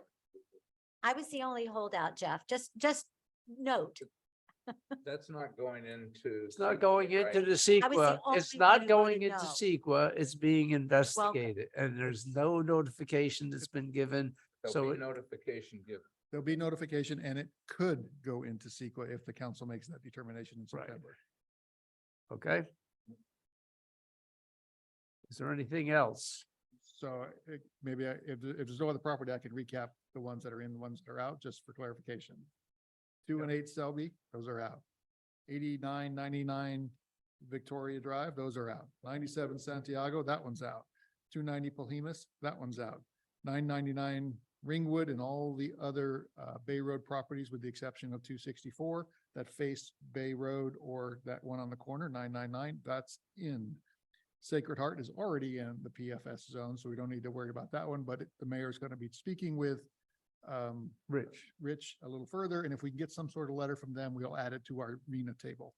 The POS zone, which includes the Water District, the Circus Club, and the whole entirety of over Palmer Park, is part of a public notice process, which will be considered by the council for inclusion in September, along with 175, 185, and 197 Ravenswood. Okay. Good. And staff will reach out and talk to Stanford. We'll get hundreds of more letters. Yeah, fine. We just gotta know. It is only CEQA. Yes, you will make that notice very clear in our notice, right? Very clear. Okay. Okay, pickleball. Those of you who've been waiting for pickleball, now's the time. Yes, they were notified. Yes, they were notified in very beginning. And nobody responded. The shocking thing is no one responded. Shocking. Thank you. But true. Santiago is out, Santiago was out. Santiago's out. right? The vacant lot is out, not doing, we didn't. All right, include so it. pickleball. I love pickleball, So does most of the town, apparently. obviously. So beginning in February 2022, the Park and Rec Committee undertook a review of pickleball options for the park, which ultimately made its way to the council in March of 2023. George, I can't really hear you. Okay. You Just keep Okay, talking. Go can louder we in have a your little mic. quiet, please? Maybe just pull your mic Thank closer. you. Go ahead. So in March of 2023, the council directed that staff work with a subcommittee of the city council to create a community interest survey. The subcommittee and staff did that. The survey sought community feedback on the possibility of adding pickleball to the park. And the survey suggested that if the town were to do it, it could be done in any number of ways. Converting one of the 6 tennis courts, converting a tennis court to a multi-sport court, converting any underutilized space in the park, such as the handball court or other open space area, or allowing pickleball through any of the preceding options on a current court on specific set of times or days. The staff report includes the full survey information, responses, and the most exciting bit is the narrative at the very end where people talked about everything from their love of pickleball to the noise that pickleball created to why not a dog park. But in summary of the 401 total respondents, which is almost one of the largest responses we've gotten in a community survey, 333 responded that they were residents. And of those, do you play pickleball? 74% of them said yes. Wait, it wasn't just do you play? It was, do you play or a family member play or want to play pickleball? You want to play? Yeah. The second one, are you a tennis key holder? 32% said yes, and 68% said no. Do you support adding pickleball to the park? 80% said yes. And where? The most popular response was do a temporary trial on one of the tennis courts. And then we also did a similar survey of tennis key holders, a breakdown there, and a breakdown of those that don't use the park for recreation at all. But of the total survey respondents, are you or your family members residents? A total of 83% of the 401 respondents said yes. Then we asked them how often they use the park, and we asked them, do you or a family member currently play or want to play pickleball? 72% said yes, they would want to. Are you or a family member a tennis key holder? 68% said no of those respondents, total 401. Do you support adding pickleball options? Of the 401 respondents, 78% said yes. And the most popular response there, of course, was a temporary pickleball trial on one of the tennis courts. So Park and Rec Committee also provided you with a recommendation after they saw the results of the survey. They recommended that the town consider adding pickleball on a temporary trial basis on Court 1, which is as you're walking in from the major parking lot near the pavilion. It's the first court you see on the very corner, opposite the clay court. And then they suggested that it be at certain times of the day from 9 to 12, and that it be restricted to those times only. So what's before the council this evening is to look at those results, give staff some feedback for next steps. We could go out and look at what it would cost to add baffling on a temporary court, purchase a pickleball net, purchase some temporary striping, work with Player Capital who I think is on the phone tonight, Michael Jessup is, to work with their system to develop a reservation time and look at what particular times could be set for that. And then we would come back in September with what those things would cost, and you'd provide us with direction to go forward or revise it or not. So that's the staff report. Okay. I have a question. Yeah. They proposed court 1, and there was a discussion of whether we could have the court that's farthest from where residents live. Is that court 1 or is that not? That the farthest one from residence is probably court 6. Court 6. And So- why did they suggest 1 as opposed to 6? Because Player Capital's primary court use, according to Player Capital, is courts 4, 5, and 6. Oh, 4 is the one closest 1, to 2, the 3. residents behind the clay court, and then 5 and 6 forward. That's not right. Wait, one is the one. One is, it goes 1, 2, 3. The clay court Yeah, is it's 3. in right field. It's Clay in is right 3. field from the baseball park. The clay court is Oh. 6. It goes Four. 1, 2. It's 3, 3. And then 4, 5, 6. That's 1 and right. 6 The are Clay the. court Clay is is Send an 3. email. Clay court is number 3. Mhm. That's clay. Yeah, The clay court's number 3. that's closest to And the then residents. Behind the clay court, forward Felton Gables Gate is number 4.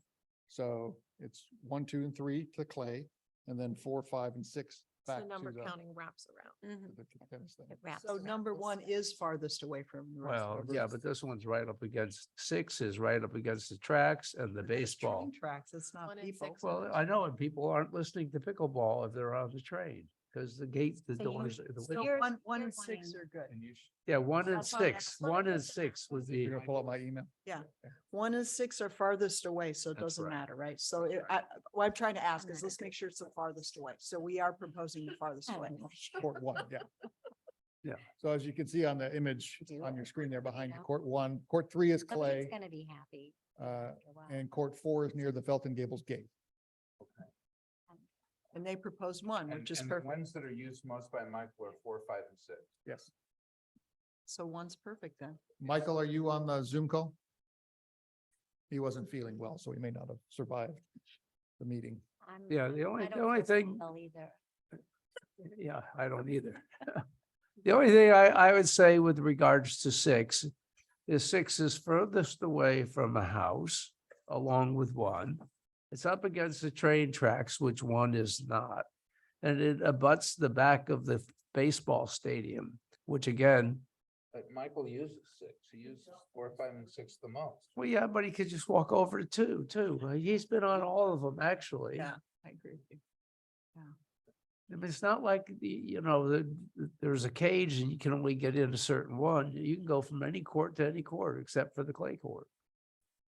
And this is, we're talking about a short-term trial. How long is the trial they're proposing? Well, Councilmember Holland and I were talking about that. If we come back to you in September with, hey, these are what the costs would be for the baffling and that sort of stuff, then we'd have to order that material. Okay. That might take a period of time. Then we have to install it. That might take a period of time. So we're really talking November, December before it's actually. up and Oh, operational. no, you can't do That's it. You waiting. can't do one then. Oh, So, no. Got to so do, so I would suggest then that you implement it, but you extend the trial into the.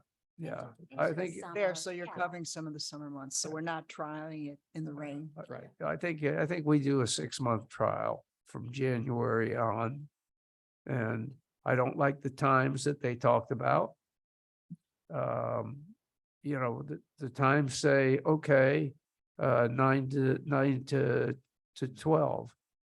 Well, No, most people work around here. It's not fair. Okay, that's a way to say, well, nobody really wants to play pickleball here. I think that that was biased. The pickleball people need to be able to play in the evening, and they've got to be able to play on a weekend, at least one weekend. And we should have the pickleball court set up at specific times as only pickleball. Because else, if it's open, could be pickleball or tennis. Well, then all the tennis players that don't want pickleball would just go, we say, I want court 1. Oh, you think they're that vindictive? Yes, I do. Yes, I do. I agree with that too, but I think that maybe there's a different approach where with your reservation system, you can say, do you want to play tennis or pickleball? And I say pickleball, and then I will automatically get the pickleball court. If I say tennis, I'll get the choice of what's available. It's not that one. But I think for a short period of time, we should let it be not just a specific time. And I heard your suggestion earlier of like saying some evenings, some days. That's very complicated. I think we should just allow people and see how many people sign up. And then after that, we can make our policy of what we want to do. But at this point, we're only guessing when people want to play. So why not just make it available? And if they sign up, they sign up. So his reservation system is Player Capital's reservation Yeah. system. That's limited in what it can change. And so Michael has said that it would be challenging to have the court open for pickleball all the time and overlap tennis on top of that. It would either need to be a set period of time where you could black out, for example, 7 a.m. to 10 a.m. you can only play tennis, and from 10 a.m. to 6 p.m. you can only play pickleball on that court. Why don't we just your make way for number his 1 the reservation pickleball court? system to do it. When you go, can you set it up yourself? Because I know that at the courts that I've seen, it was set up for both, and you can go and play on the court, whatever you want to play. Yeah. If you're on the nets court. you would move yourself, but the striping we would have down. But the striping's already there. Once you put it down, is there, we don't tear it up every Correct. time. So Correct. it's just there, and whoever wants to use it, they'll use it however they want to use it. So it's not like I have to say I'm going to do one or the other, but to But- get to the point of the people who are fighting it, they may then book that thing just to block it. Reserve it if you can do one or the other. It has And to be there's- either, there has to be a time period for pickleball and a time Why? period, because that's the way the reservations. Why don't we And- just and say, the why don't we bigger- the just bigger say 1 challenge- is pickleball? The bigger challenge is you're not taking one tennis court and making one pickleball court. You're taking one tennis court and making 2 pickleball courts. So if you reserve the court, you're taking up both reservation slots. I see what you're saying. So you're making 2 in one spot. Well, but by default, you're gonna do that anyway, right? You could. So if you came in onto a tennis court, you could technically play pickleball today. I could go on the tennis court today and put a temporary net out there and play pickleball on one side of that court, but nobody else could reserve that court. So you wouldn't have another pickleball set going on next to you. Pickleball is a very social game, and you don't want all the courts then being occupied for pickleball, because I think pickleball users would do that. The one that I went to that's local, it's private, it's not public, but they have it just set up, and whatever you sign up for, you go. You can choose to play whatever you want when you get there. It's a multi-sport court, yeah. But we're gonna put baffling around to cut the noise down, Right. so we can't have it where they go to any court. No, they're gonna go where we tape the lines. Yeah. But what's Yes, baffling? we Are are. you talking about they're Yeah, talking the about town's the gonna mats? pay for it. Baffling is the noise proofing Oh. on the walls. There aren't any walls, are there? It Yeah. goes on the chain link fence. The baffling is the sound. You can't do that just for a trial. Why don't you just baffle the handles, the little paddles? You put the stuff like ping pong stuff on the paddle itself. You don't baffle the whole wall. Put up baffling for a trial doesn't make any There's sense. someone asking. Well, we're gonna have to put baffling up no matter where we do it. Trial. When we're done asking questions, Ken, and we call for public input. Can I ask a question of the group? Yeah. So based on the survey, this is very popular. So I feel like the trial's going to be popular. So I would be curious what the cost difference is between a permanent and a trial. And if there's costs, say, like, are we paying for something twice if we do a trial with the expectation that it's probably going to go full through? Like, So, I mean, if your trial is just to see if there's interest, I think the We've survey answered says that that there's question. interest. So then what's your trial for? Is Yeah. it to determine whether there's an impact on noise and neighbors are concerned? Then it gets back to the baffling question. Maybe you should mitigate the noise in some Yeah. way in order to have a better trial experience for the neighbors in terms of noise or users of the park. So there's multiple questions. Robert, did you have something you wanted to specifically add to? It was related to the multiple courts versus single. Oh, gotcha. Okay. Yeah. It's also where's the permanent home for it? So let's assume there's a big interest and maybe that we decide to take that other area and make it dedicated. And there we decide we're going to spend the money to do the whole thing with the sound. I've not seen that Oh, sound oh. baffling anywhere. Most people just. Yeah, keep they on have it on racket. at the Circus Club. Circus Club, yeah. Circus Club has it? Yeah. We're high end, I guess. So I Yeah. would think we have to, I think you have to do, go ahead. Sorry. Mike? I apologize. Go ahead. No, the circus club's had a lot of complaints and the Atherton neighbors that are closest to the courts are probably about as far as the Fountain Gable neighbors are from Court One. What was there So that's one of before? the things, what? What was at the Circus Club beforehand? Like, was it tennis? Yeah. Okay. Yeah, Mike But, McPherson, the- you know, the- Mike the Park McPherson? and Rec, you know, which has very strong pickleball advocates on it that have promoted this whole thing. That's why it's happening. They proposed that pickleball be 9 to 12, not just weekdays, but every day. And I mean, they're going to these pickleball courts now, and they're absolutely inhabited during the week with lots of people. You can't get a game during the week. So they don't think it's a problem. I think setting up 9 to 12 as a set time that's pickleball is easy for people to understand. And you can reserve it because it's not a conflict between pickleball and tennis. It's just at that time, this court is used for pickleball. But if you have a job, you just eliminated anybody with a job. Are you working 7 days a week at your job? Well, then now I have only 2 days a week that I could then do it. I could only do Saturday or Sunday with everybody in the town for the one Well, spot. Well, I think that, first off, if we end up moving forward, which it sounds like there's interest, even if we convert the handball court, we're gonna have to put baffling up anyway. So I do recommend that we get the baffling and put it up so we do a real test. I believe there should be some afternoon and a weekend day. Now, your 9 to 12, 7 days a week is okay, you know, but I think that, you know, as Diana brought up, people come home from work and they want to play. Yeah, that's why they have these rec leagues in the evening. So I think 9 to 12 is a way to try and kill this. I realized there was one pickleball advocate that's on the Park and Rec. I'm not sure that there's more than one, but I understand that there's one very strong advocate. But the rest of them, you know, There's more than one. okay, well, I've talked to a number of the tennis players that are on the Park and Rec, and they're adamant to not have it at all. True. You know, Well, there's one. I won't mention the names, but he came into study sessions probably 10 times. He supported it. In any case, the 80% in favor of from our residents is pretty clear. So we should so I think we're agreeing that we're doing it, right? And now we're just debating how. Meant before you. Yeah, we're going to right Agreed now. on Any anything other up there, but- questions for George?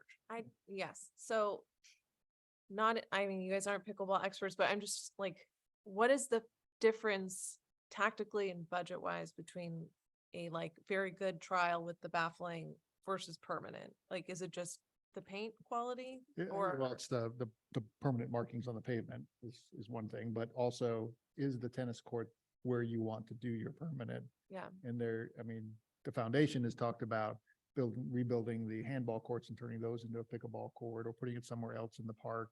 If the council wants to go in that direction, the costs are dramatically different. But they haven't committed to it. Right, they have. You can't depend on that. They have not, they talked about it like they were committed and then they backed off.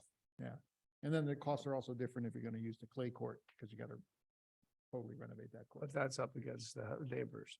so if we did, I'm just trying to understand so if we did the clay court, because that's one of the underutilized parts of our tennis because court one gets a lot of use. And so I'm just curious if the clay court seems like where we're heading. So I'm We're just using the clay court. a lot. curious.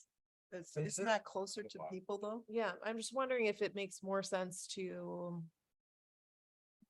just rip off the bandage and do it the right way the first time and like pay for the high quality baffling and do the whole thing without knowing that it will be popular and knowing that the trial is mostly looking at the neighborhood impact, the sound impact, stuff like that, that we should, it's not a trial unless we're doing the real good stuff, you know, like. How much Was is the there- baffling? I don't know. I don't know what's Ballpark, about I mean, that. we Was talked there a about question? ballpark. in That was there, my question, Stacy? what's the difference between the other trial policy- versus? Right, and the other policy bill question for the council is, much of the tennis court spaces were, some of the tennis court spaces were built with donated funds. Yeah. The clay court for sure. The clay court for sure. So if there's an intent for, to address a particular desire in the community, maybe there's a community input process. I think if we're gonna do this, the pickleball players ought to pay for it. That's who, the tennis players paid for the tennis court. Yeah, none of them are playing And tennis the today. Play court was donated, you know, if you Yeah, they're really dead, look at the history of the exactly. park, almost everything that's been built has been donated. I mean, the playground was donated, the parents' names are down there, the ball field was Didn't donated. have any money for many You years. know, and we're putting money into the playground and we're putting money, expected to put more money in to expand the playground from the Pickleball town. players ought to- Can you get a separate key for pickleball as opposed to tennis? And then you charge a fee for that and the fee goes directly toward the renovation of a court? Wow. It's all You, the you same could, key. but you can't. That's now. down the road, but to Sure. me, I'm just saying a trial, but if we want to pay for it, one way to be would have it have its own thing. I think we need to have the trial. And I- then I people think if pay you did for the it. trial and people are interested, you could Yeah, kind of tell them, do well, some you guys fundraising. gotta raise some money. Yeah. Right. Yeah. Ken, you have you have a comment? Converting The clay court is expensive, Yeah. and my guess is if we converted the clay court and we did permanent pickleball, we probably want pickleball to be on court 1, not on court 3, because that's closest to Felton Gable. Right. Court 6. Or court Agree. 6, but court That would 6 be- is used by Player capital. player capital. But he can move. He could move. Well, so could you. You could drive a different car. I mean, I'd like to drive. you a can different change somebody car. else's behavior if you want Do to. you have but one in mind? That's what he does. That's what, So if you did take, paying us a lot of money. He uses those Pickleball courts isn't paying because anything. he uses those courts because he uses the shed to store balls and stuff like that.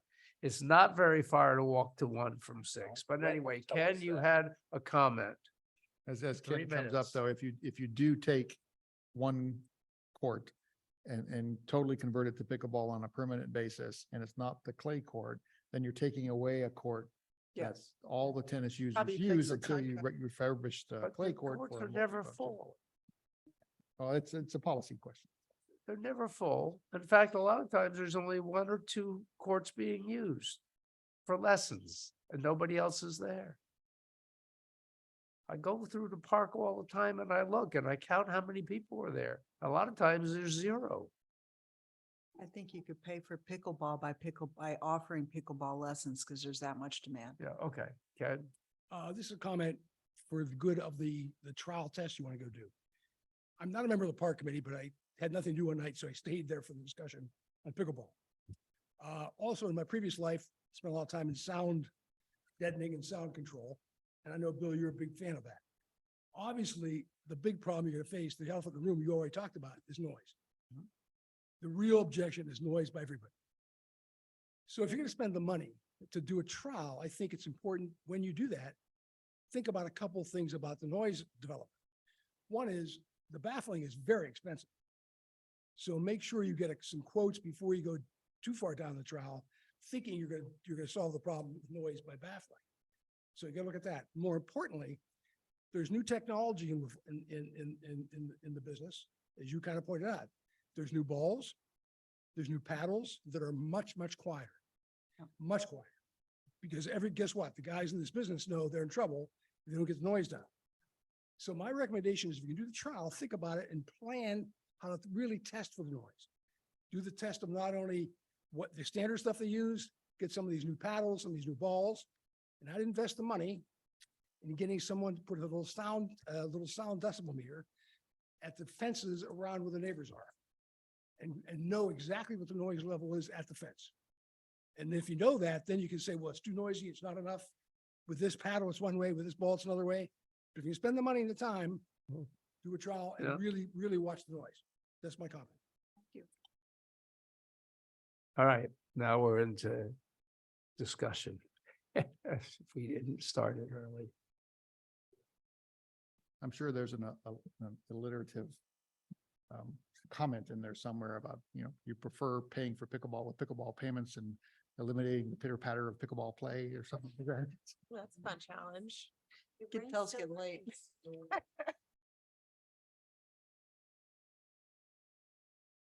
So if there's no other questions or comments, Well, what are we agreeing to?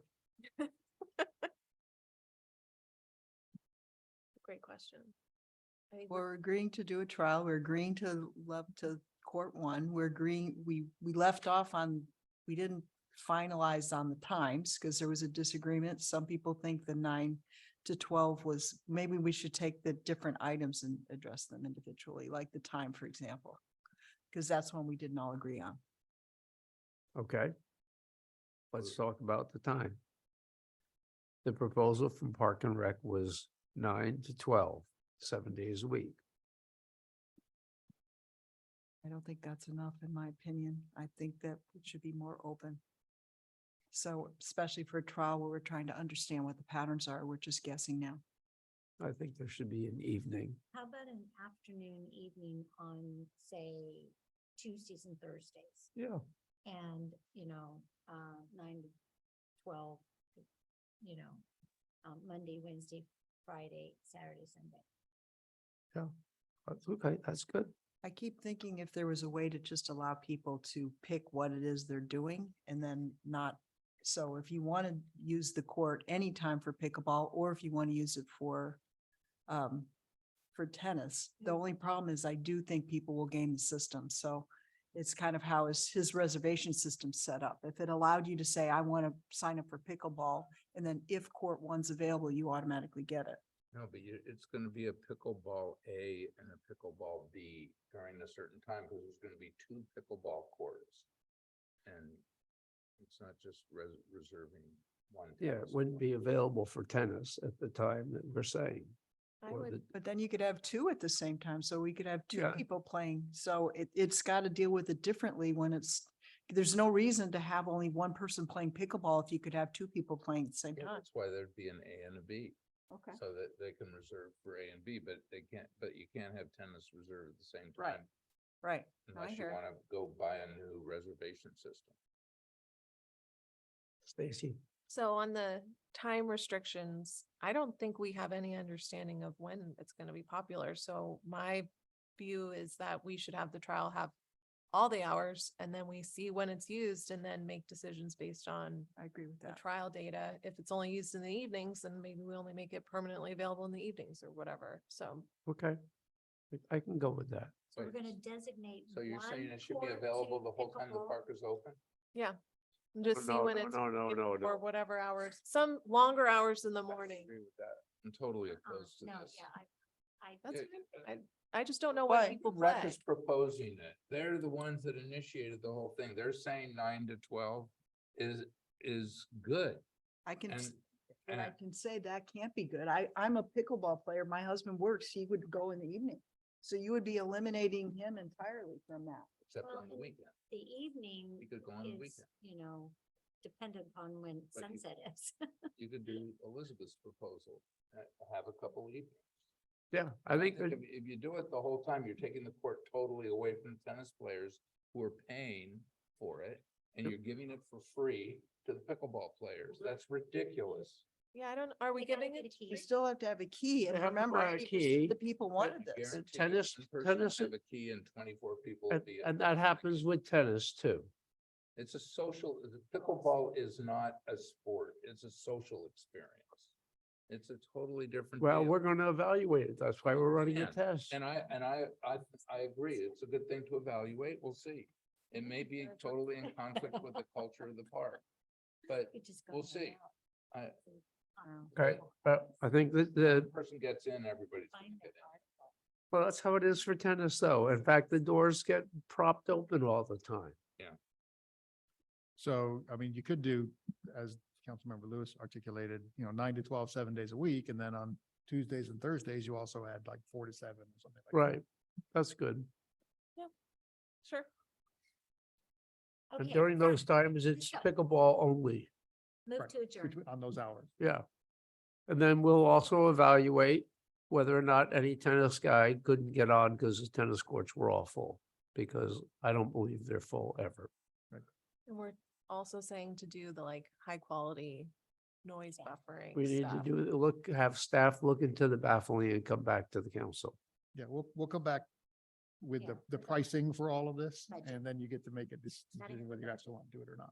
Okay, it's 9:30. I'm gonna turn into a pumpkin. So court 1, 9 to 12, 7 days, Tuesday, Thursday, 4 to 7. Look into the cost of baffling. Okay, Okay? good. Are there any council reports? Oh, I was supposed to mention the why I brought cafe it up. study. That's why I brought it up. I know, thank you. I would have forgotten. Yeah, there's nobody here, but anyway, we are looking for seniors to participate in focus groups. There's all those guys out there. There's one, there's two. All right. And do you want to be part of the senior focus group? Thank you. I don't know. I'm not going to ask the rest of you what your age is. You're going to get in trouble with that. I do not want to do that. You're on it. Oh, but I'm not gonna, well, yes, I am, but, You and Diana are on it. You don't have a choice. okay. Send a Scripted volunteer. That's right. Last time we looked at it, it was you and Rick. It was me and Rick? Yeah, that was several years ago. Okay. Any other comments or reports? Can we have a motion to adjourn? So moved. Second. All right, thank you very much.